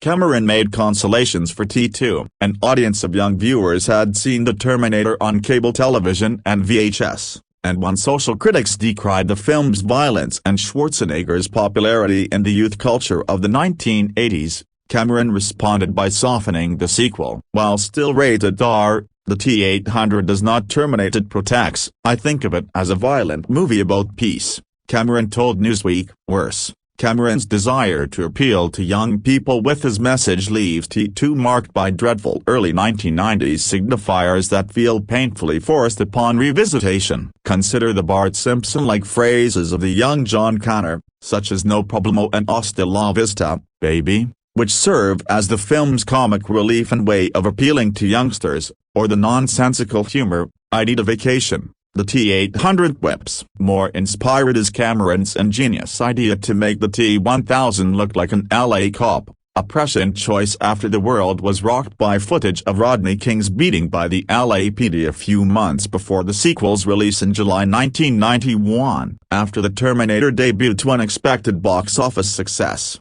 Schwarzenegger pushed Cameron to make a sequel, but rights disputes with the original producers at Handale Film Corporation and Cameron's lack of interest stalled a follow-up. Mario Casar's Carolco Picturesa, which had released Schwarzenegger's star Total Recall in 1998, wanted to make the sequel, and Schwarzenegger convinced Kasser to buy the rights no matter the cost. After Kasser's $10 million purchase, he had to convince Cameron to make a sequel. Cameron wasn't interested until Kasser offered him a $6 million payday. Suitably motivated, Cameron and William Wisher began writing and completed their draft in May 1990. Cameron drew from an early version of the original 1984 screenplay, which contained a liquid metal Terminator, an idea Cameron scrapped because special effects technology could not adequately represent the character. But after using CGI to depict water-based formations and the abyss, Cameron's liquid metal idea now seemed possible. With a massive $70 million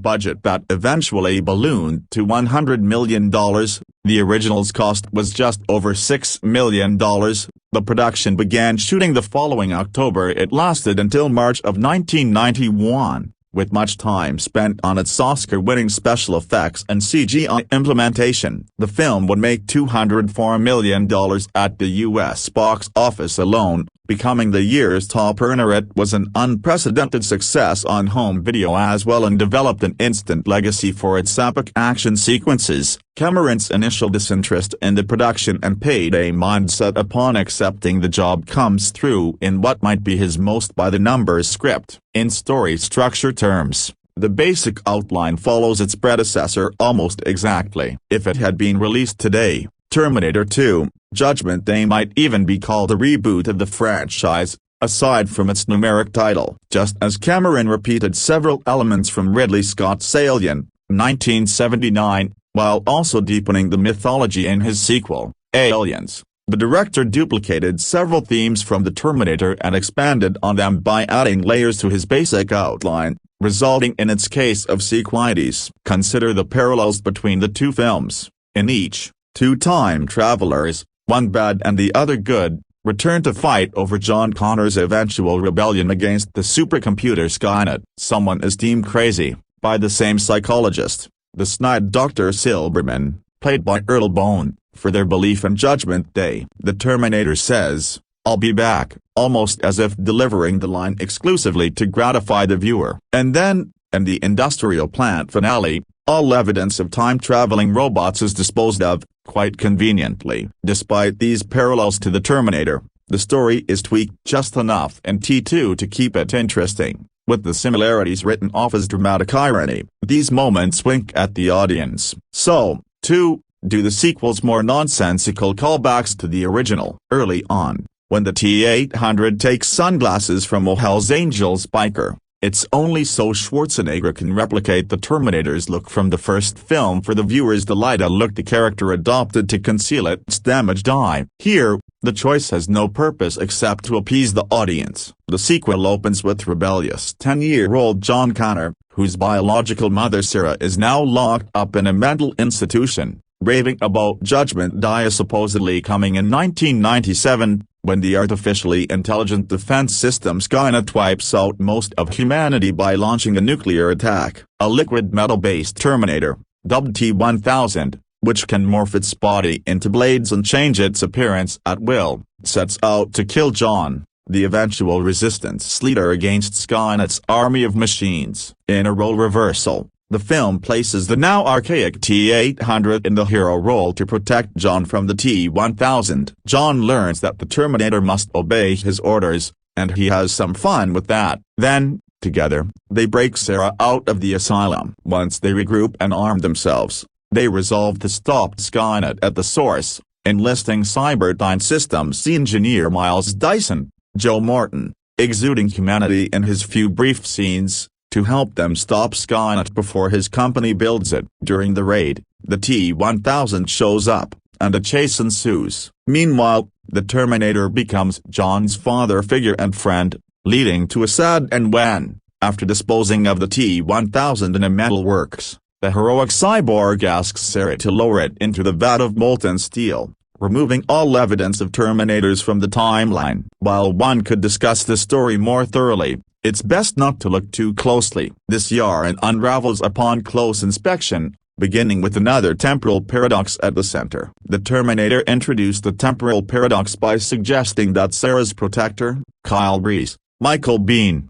traveled back in time to father John. In T2, Without the Terminator from the first film going back in time and leaving a robotic arm and computer chip behind, Cyberdyne would have never developed the microprocessor necessary to create Skynet. To recap linear temporal theory, time is sequential and moves in a forward line until altered by time travel. So Dyson would have had to invent Skynet without the benefit of Terminator leftovers initially, so the question is a familiar only: which came first, the chicken or the egg? Therein resides the temporal paradox of this series and the unsatisfying way Cameron explores it. But why bother complaining about holes or vaguely explored notions in Cameron's application of science fiction? Cameron is more concerned about the wowing sequences than his characters, and he establishes their motivations just enough to justify the action. Away we go from the moment the Terminator rescues John at a mall through a series of massive multi-vehicle chases involving dirt bikes,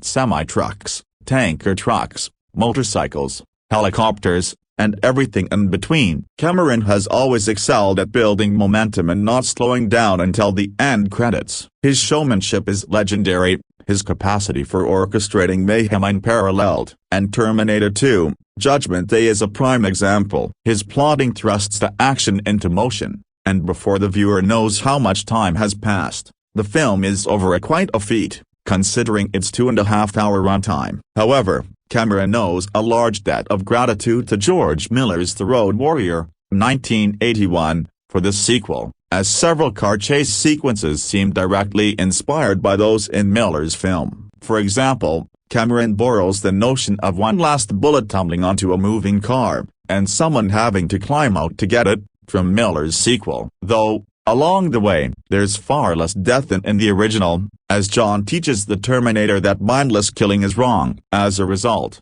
several police officers receive bullets in their kneecaps instead of in the head. Other reprieves from the action arrive in tender moments between characters, with many reinserted into the extended special edition of the film released on various home video formats. For instance, the T-800 only learns because John and his mother operate on the cyborg's head to alter its CPU neural net processor, a scene cut from the theatrical version. This detail better establishes the Terminator's curiosity and capacity to learn from John. For the Tin Man to develop a heart, the special edition also better shows Dyson as a family man. The 15 minutes of additional footage includes scenes of comic relief when John attempts to teach the T-800 to smile, resulting in a goofy bit of physical comedy from Schwarzenegger. Elsewhere, Sarah dreams of Reese while in the asylum, where he appears and urges her to protect John, reminding her that the future remains open with the speech John made him memorize.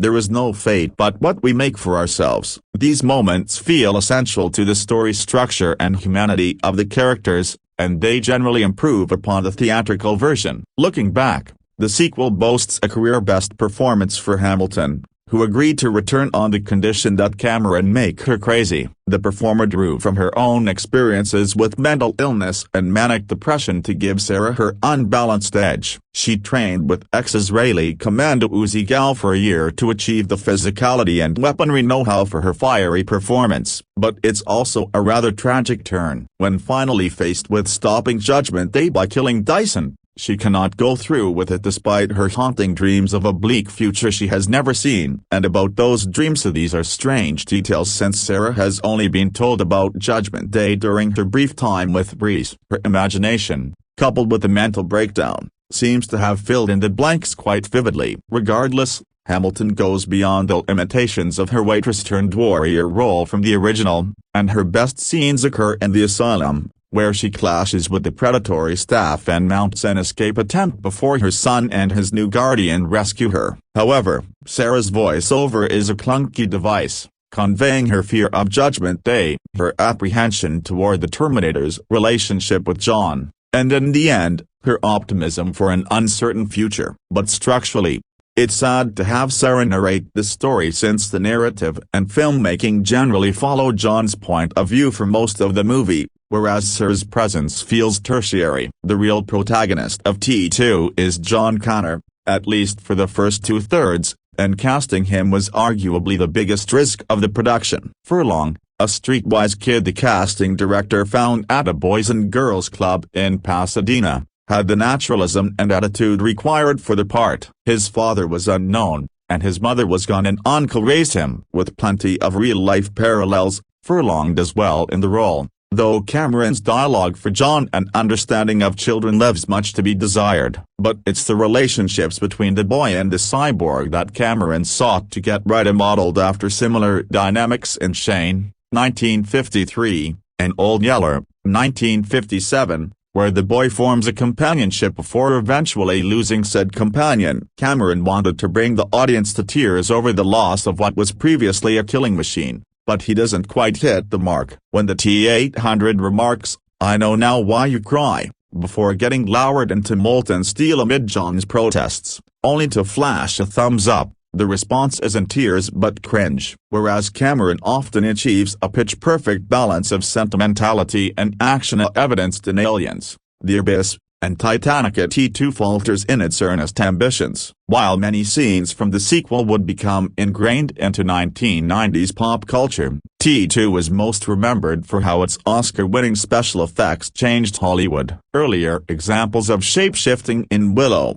1988, and liquid formations in The Abyss were mere testing grounds for how industrial light and magic animated one of cinema's most memorable movie villains. Aided by Patrick's sharp, intentional performance, ILM's Dennis Muren spent about the budget of the Terminator to accomplish the CGI in T2, though it amounts to just 5 minutes of footage. Even so, what's most impressive about the production is how many practical, old-school effects Stan Winston's studio used. Most of its car chases, motorcycle stunts, and explosions would be entirely CGI today, as would the bullet holes and other damage inflicted on the T-1000. But the blend of CGI and practical effects demonstrated here, and further perfected in Jurassic Park in 1993, render a more convincing visual experience than today's default mode of over-reliance on CGI. Apart from a moment or two the T-1000 somersault roll out of a tanker truck,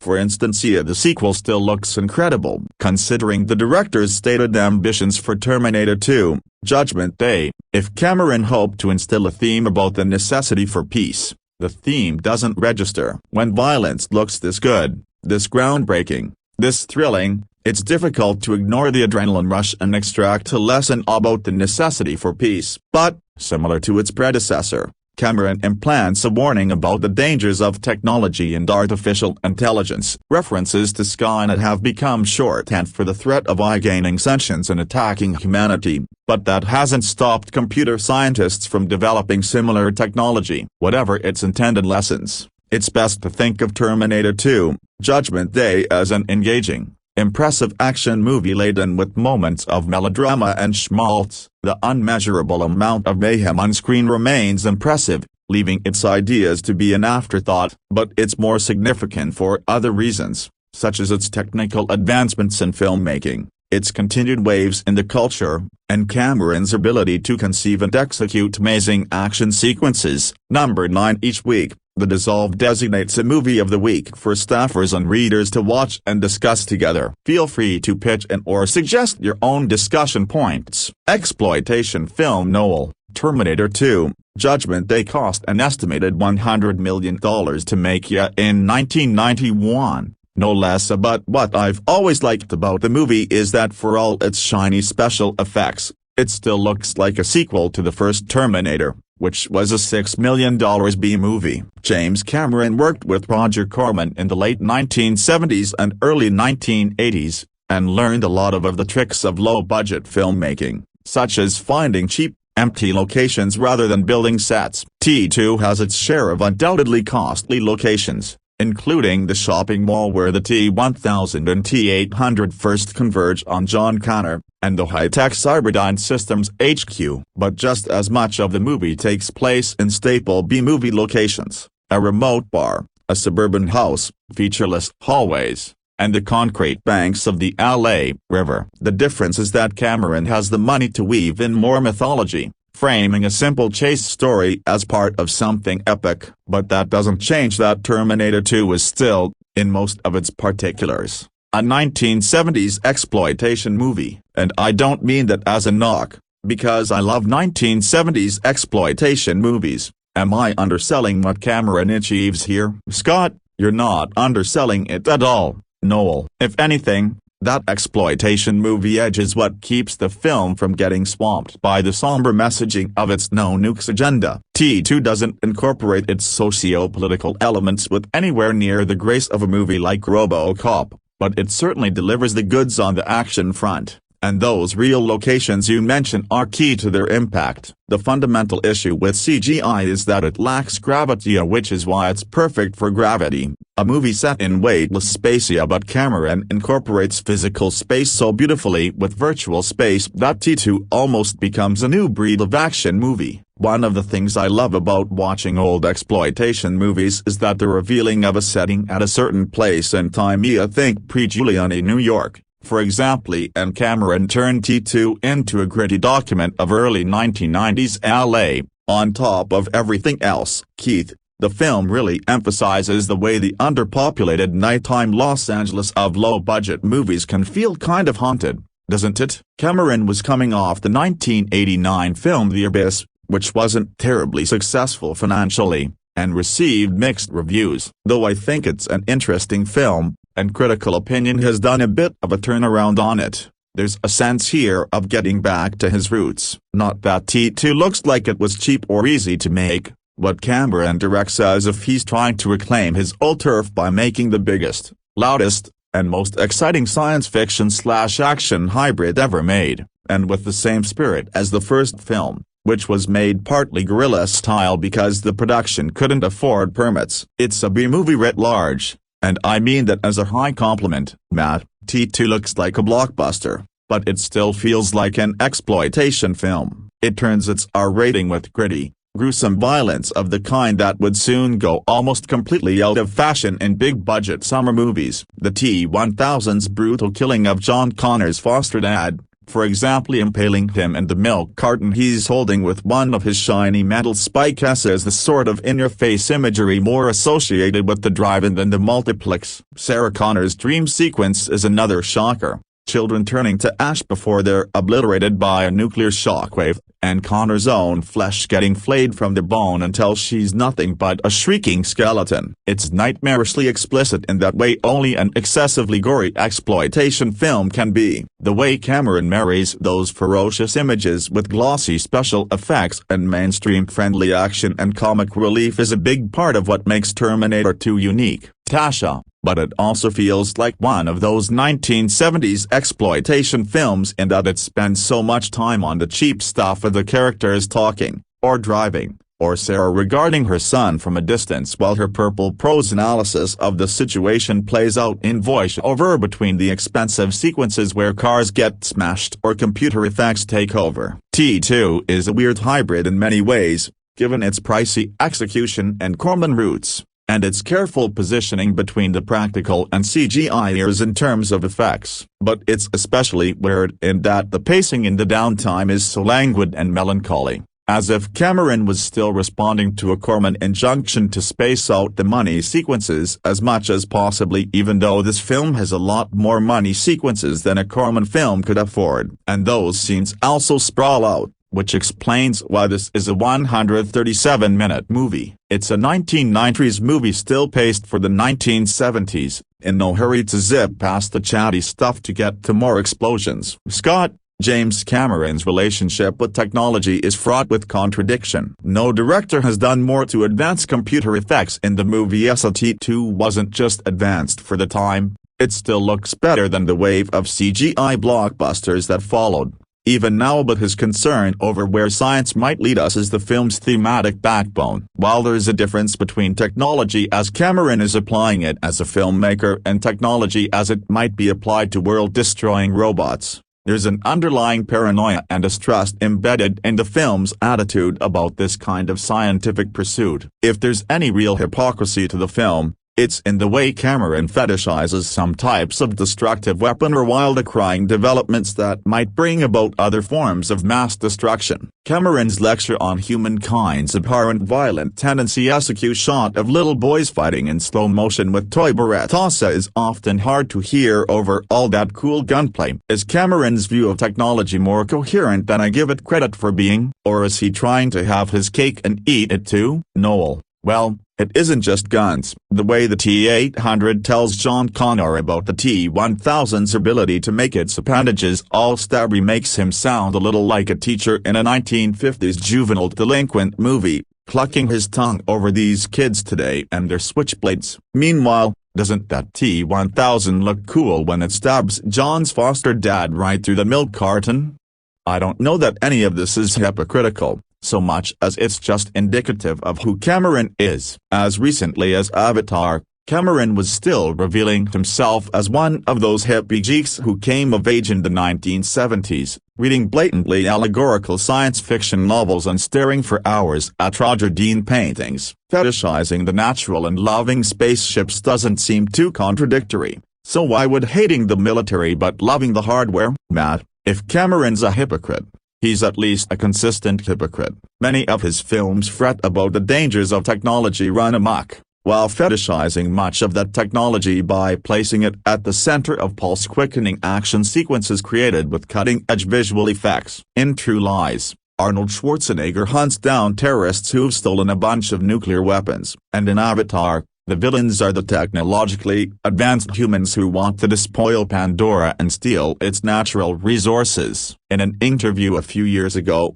Cameron addressed this seeming contradiction by claiming that in his eyes, technology in and of itself is not evil, but there is a great potential for evil in the human misapplication of technology. And that's really what you see in the Terminator films. Miles Dyson and Cyberdyne blindly pursuing technological breakthroughs without any consideration of their implications leads to the Judgment Day War. On the flip side, the Schwarzenegger Terminator, wedded to John Connor's morality, is portrayed as a heroic figure. By the end of the film, he's a Terminator who knows why John cries, and he willingly sacrifices himself to save mankind. Keith, to draw more films into this thread, Titanic is many things, including a tale of the technological hubris. And what is Piranha 2, The Spawning? If not a broken bar, okay, that may be stretching it too far. Tasha, yeah, not even going to touch the flying monster fish movie. But I will note that Terminator 2 is on all sides a story about good use of technology versus bad use of technology, and specifically about moral people making decisions that go against their own seeming interests, letting go of useful tools because of their destructive potential. Miles Dyson is so determined to get rid of the technology that will lead to the future apocalypse that he joins forces with the crazy woman who shot him, and her kid in Pet Killer Robot. John Connor turns a killing machine, its purpose is right there in its name, into a kneecapping machine, which means leaving a trail of gun-wielding, injured, angry witnesses wherever they go, but at least lowering the body count and turning something evil into something slightly less evil. And to make sure no one gets their hands on any loose parts and messes up the future, the T-800 voluntarily melts itself down, with a cheesy parting thumbs up, no less. I see what Cameron is going for, but as an exit line, it doesn't hold a candle to the Iron Giant Superman broken bar. That doesn't mean putting down comparatively harmless technology like movie special effects. It means letting go of the constant urge to build bigger and better weapons. It's possible to find a movie explosion cool without torching the family track yourself or devoting your life to inventing a hotter, faster burning twist on napalm. Cameron's message is consistent enough about letting the actual harmful stuff go. Keith, James Cameron stepped aside after Terminator 2, but that didn't stop the series from piecing itself back together drop by drop and reassembling itself for Terminator 3, Rise of the Machines, directed by Jonathan Mostow, Terminator Salvation, directed by MCG, a TV series called The Sarah Connor Chronicles, and many spin-off novels and comics, including a Frank Miller Pan series in which a Terminator met RoboCop. I don't hate either movie sequel. Honestly, Terminator 3 has at least one great chase scene and a cool downer ending, and Salvation a broken bar. Well, it's my favorite MCG film, a statement that probably defines faint praise. But I also think these first two films are such perfect companions, they make a great case for quitting while you're ahead. There's a complete story here, one that doesn't really need to be expanded upon. That's often true of movies that get sequels whether they need them or not. So, is it just the disappointing quality of the Terminator sequels that makes them seem so unnecessary? The absence of Cameron? Something else? Tasha, for me, the main problem with the sequels has always been the unrelenting weariness of fighting the same grimly awful battles over and over and over. This is time travel. Skynet can keep sending Terminators after John Connor throughout every minute of his life, and every new conflict leaves him and his makeshift families more battered and traumatized. Any sense of victory in the series is pyrrhic and fleeting, and comes with the understanding that it's just a tiny battle, barely won, in a greater war. Terminator 2 is thrilling, and in its day, the scale and special effects felt unprecedented, but even back then, it was a joyless slog, especially for poor Sarah Connor, who starts the film so damaged that her personality has disappeared into paranoia, fury, and nightmares, and spends the rest of the film getting drugged and stabbed and shot over and over and over. The ongoing clash between flesh and blood and something unfeeling and nigh unstoppable gets repetitive within the course of T2A, so of course it gets even more repetitive over the course of 4 movies and a series. Noel, I think you've pinpointed the main issue. Tasha, they're not sequels in the sense of continuing a story, so much as they're quasi-remakes, retelling the same basic story with a few new cast members and characters. As much as I love the prologue to Terminator 2, with its detailed depiction of the miserable robot-controlled future, sometimes I think that opening was the worst thing that could have happened to the franchise, because it suggests a world that seems to demand further exploration, when maybe just the suggestion is enough. Matt, I'm of two minds about the sequels, beyond the sheer fact that they are clearly not of the same caliber as Cameron's Terminator films. As Keith notes, there's something to be said for Rise of the Machines' mega-bomber ending, and in the franchise's best moments, the sad inevitability of the Judgment Day war lends the Terminator franchise the same kind of poetic fatalism as the other great, depressing time-traveling science fiction franchise, Planet of the Apes. On the other hand, one of the most powerful things about Terminator 2 is its message that the future is not written. Lines to that effect are uttered several times throughout the film, and seemingly confirmed by a finale where the Connors triumph and destroy all the remaining scraps of Terminators. Cameron's original ending for T2 was unambiguously hopeful, with an old Sarah Connor narrating a scene set in a peaceful future. He later replaced it with more equivocal shot of a dark highway at night, though its Linda Hamilton voiceover still speaks of facing an unknown future, a broken bar with a sense of hope. All of that is erased by the sheer existence of Rise of the Machines and Salvation, which retroactively undercut what Cameron was going for in T2. Cameron was content to end his lucrative, popular series after 2 films after all. If the count is to prevent the rise of the machines, then there's nothing to make more Terminators about. Leaving things open ensures the death of humanity and the strength of the overall franchise. That, even more than nuclear Armageddon, might be the most depressing part of the later sequels, to the idea that no matter what the heroes do, society will inevitably fall, not because of human nature, but because of Hollywood economics. Scott Mack nails it here in talking about how the sequels undermine the future is not written message. The characters in T2 go through quite a bit of trouble to make sure the robo-apocalypse doesn't happen,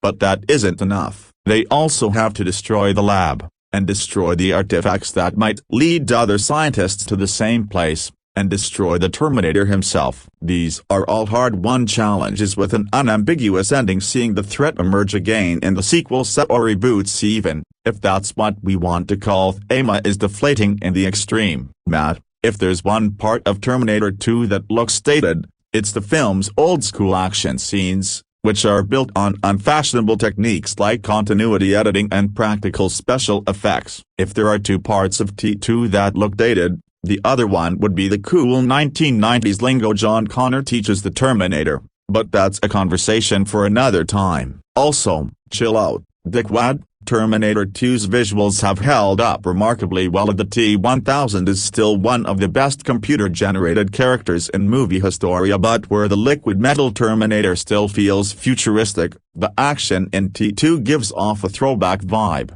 and harkens back to an earlier time, before the days of Michael Bay, Christopher Nolan, and chaos cinema. In my mind, that's a good thing. Cameron didn't haphazardly throw these sequences together in an editing bay. He carefully orchestrated them in advance, and executed them with skill and precision. Even relatively minor chases are jammed with incredible stunts, like the race to the steel factory where the T-1000's helicopter narrowly avoids certain doom, while weaving under and over through real traffic. See this helicopter going under a freeway overpass. That's a helicopter going under a freeway overpass, Cameron quips on the DVD commentary, when describing one stunt so dangerous, the crew refused to shoot it. Cameron ultimately filmed it himself, even amid the many digital effects. Bravura stunts like that one give Terminator 2 a tactical reality that's missing from many modern blockbuster spectacles. Rather than trying to disorient viewers with frenetic imagery and cuts, he blows their minds with awesome but coherent spectacle. How do you guys think the action holds up? And what are your favorite scenes and shots? Tasha, there's a certain stately clunkiness to many of T2's big action shots, because at the time, the practical requirements of ramming a semi-truck through a series of moving cars, or driving it off an overpass, meant getting the camera well out of the way, and holding the shot long enough that you didn't miss the expensive crash. So a lot of the big smash-up sequences are shot the same way, with a static long shot, positioned so the vehicles move toward the center of the frame for impact. It doesn't feel rigid, because there's always motion on screen, and it's hard to call a shot rigid when it's packed with crashes and explosions. But as you say, it's certainly notable how it's possible to count the seconds in each shot, instead of seeing them blink by faster than the mind can process. I'm watching my favorite sequence now with that first chase, where the T-1000 pursues the Terminator and John through the drainage canals, in a truck that loses parts until it gradually gets whittled down to one flaming, rolling wheel up, and my count sometimes hit to 7 or 8 seconds in a single shot. It's not master shot cinema, but it feels like it compared to today's action. To some degree, that action doesn't hold up, because it's limited by practicality and physics and no nonsensical drive angry business here, with people casually walking along those semi-trucks as they crash into other vehicles at 95, and it feels carefully orchestrated, more like watching ballet than watching someone spontaneously rock out on the dance floor. But there's so much enjoyment for me in watching these action scenes and thinking, as Cameron notes, that really happened. They really made that physically happen. There's a gravity there that the much vaster CGI spectacle of today is missing. Keith, we've been talking about how T2 falls in a sweet spot between two types of special effects, and I think it finds a similar sweet spot with its action scenes. Cameron brings a classic sense of pace and editing to the action scenes, but he's not afraid to throw in flourishes like that close-up of Schwarzenegger's boot crushing the rose, and moments captured in slow motion. I don't know if Cameron has ever cited John Woo as an influence, but that sequence seems Woo-like to me. It's possible it could be parallel thinking from two men who admired Sam Peckinpah, but either way, the action scenes suggest a director who's not content doing things the way they're usually done, and who's eager to try new things. Noel, if there's a third thing about T2 that looks dated, it's the T-800 walking out of a biker bar while Bad to the Bone blasts away on the soundtrack. Seriously, though, what I love about those early chase scenes in T2 is how much they impart information visually, without having any of the characters narrate the action. I'm thinking here of the scene of the mall, where the T-800 shoots the T-1000, and we see the metallic holes open up in the T-1000's chest. Before we know what the hell we're looking at, it looks at first like the T-1000 is wearing a tinfoil bout on a tilde accessory. That's a remarkable act of trust on the part of an action filmmaker, to be certain that shot construction alone is all the audience needs to follow along with what's happening. Tasha, I'm glad that particular image wasn't explained, but it's always been my least favorite aspect of the movie. because as the T-1000 continues to get shot up, the holes do look like external tinfoil about unforgettable freeze. Rather than like actual holes in its body, they're clearly practically fixed metal funnels attached to Robert Patrick's chest, and they've always looked fake to me. Besides, it's a repetitive effect that we get over and over, in a film that's mostly about a wide variety of action sequences, and that's openly about the flexibility of the T-1000 in combat. Every time it does something new, like splurge its way through a barred door, or reassemble after being shattered, that's terrifying. Every time it does the same thing it did before, like taking a bullet and walking away with a new bout it cheapens the action a little. Scott, if T2 came out today, I think we'd still talk about how good the effects are. It's astonishing to consider that 23 years have passed, and we still haven't seen a CGI creation as menacing as the T-1000, which could function as a metaphor for computer effects themselves, a defiant of physical law, capable of morphing into anything, relentless in their deployment. But there's none of the weightlessness I associate with CGI. The T-1000 is terrifying and unstoppable, and the T-800 has no answers for him. Hasta la vista, baby isn't the last goodbye. As to Tasha's point about the action being limited by physicality and physics,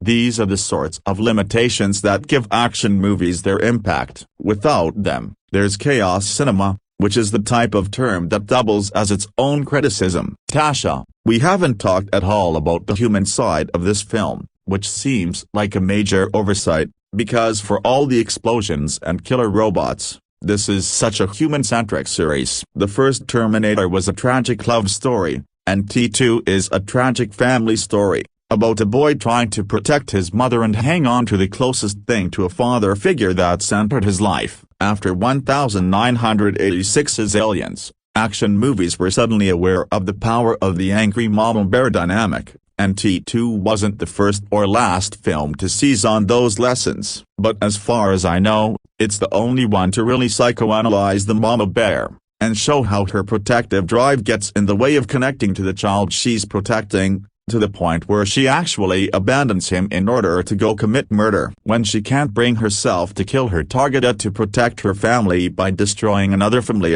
and John catches up with her and tries to comfort her, it's one of the film's most heartbreaking moments, because she seems so far beyond comfort. I get the sense that Ripley's alien experience toughened her, but Sarah's Terminator experiences destroyed her. And John's constant childish attempts to get around that and find her humanity are an awfully heavy burden for such a young kid to bear. Keith, mate brought up the original, more definitively happy ending above. Beyond its incredible cheesiness, a bad makeup, worse costume design, I think the only real improvement it would have offered would be to close the door to any sequels. I like the ending the film ended up having, and a sense that the future might be set, or might be unwritten. It's the question in the background of Terminator and its predecessor, and it's better left unresolved. Noel, maybe it's because I have this story on my mind lately, but rewatching T2 this time, I think it's a better adaptation of the X-Men comics Days of Future Past arc than the official version that came out this summer. That non-assassination scene Tasha mentioned is a great example of what I mean. Even if the goal is to secure a better future, it's not easy to look an otherwise innocent person in the eyes and then murder him, especially if there's no guarantee that this will fix everything. That's the situation that the X-Men comic illustrated so well. 2. Capturing dread, uncertainty, and how apocalyptic events affect human beings. Scott, no talk about the voice-over narration. The lines themselves are clunky enough. For example, the future, always so clear to me, has become a black highway at night, or the movie closing, if a machine can learn the value of human life, maybe we can too, without Hamilton's grave intonation making them land harder. What struck me about T2A and the majority of Cameron's films, for that matter, is that it survives his writing. He's that good a storyteller and that good a filmmaker others would just hit an iceberg. Matt, it's worth noting the uniqueness of Schwarzenegger's flip from villain to hero between the first two movies. Viewers were scared of the original Terminator, but they also liked him because he was tough and cool, and he said funny deadpan lines like "I'll be back." Looking back through the pop culture of my 1990s teenhood, I see several similar characters who were introduced as villains, and then, through sheer force of popularity, became violent anti-heroes. In comics, Spider-Man Full Venom became such a bestseller as an antagonist that he was given a series of comics to headline where his perverse moral code and his obsession with protecting the innocent made him an unlikely good guy. The subtitle of the first of these miniseries, Lethal Protector, is the perfect descriptor of the T2 Terminator. A few years later, a pro wrestling heel called Stone Cold Steve Austin, named for his penchant for in-ring brutality, suddenly became the biggest fan favorite in the WWF, even as he was feuding with established babyfaces. Historians often refer to the 1970s as the age of the cinematic anti-hero, but something about these characters struck a chord with young audiences in the 1990s. Yesterday, Tasha Robinson launched our Terminator 2, Judgment Day conversation by giving away the ending of the film's spoiler-laden marketing. Tomorrow, Chris Klimek concludes with a look at the Los Angeles Police Department as villains, in this film and elsewhere.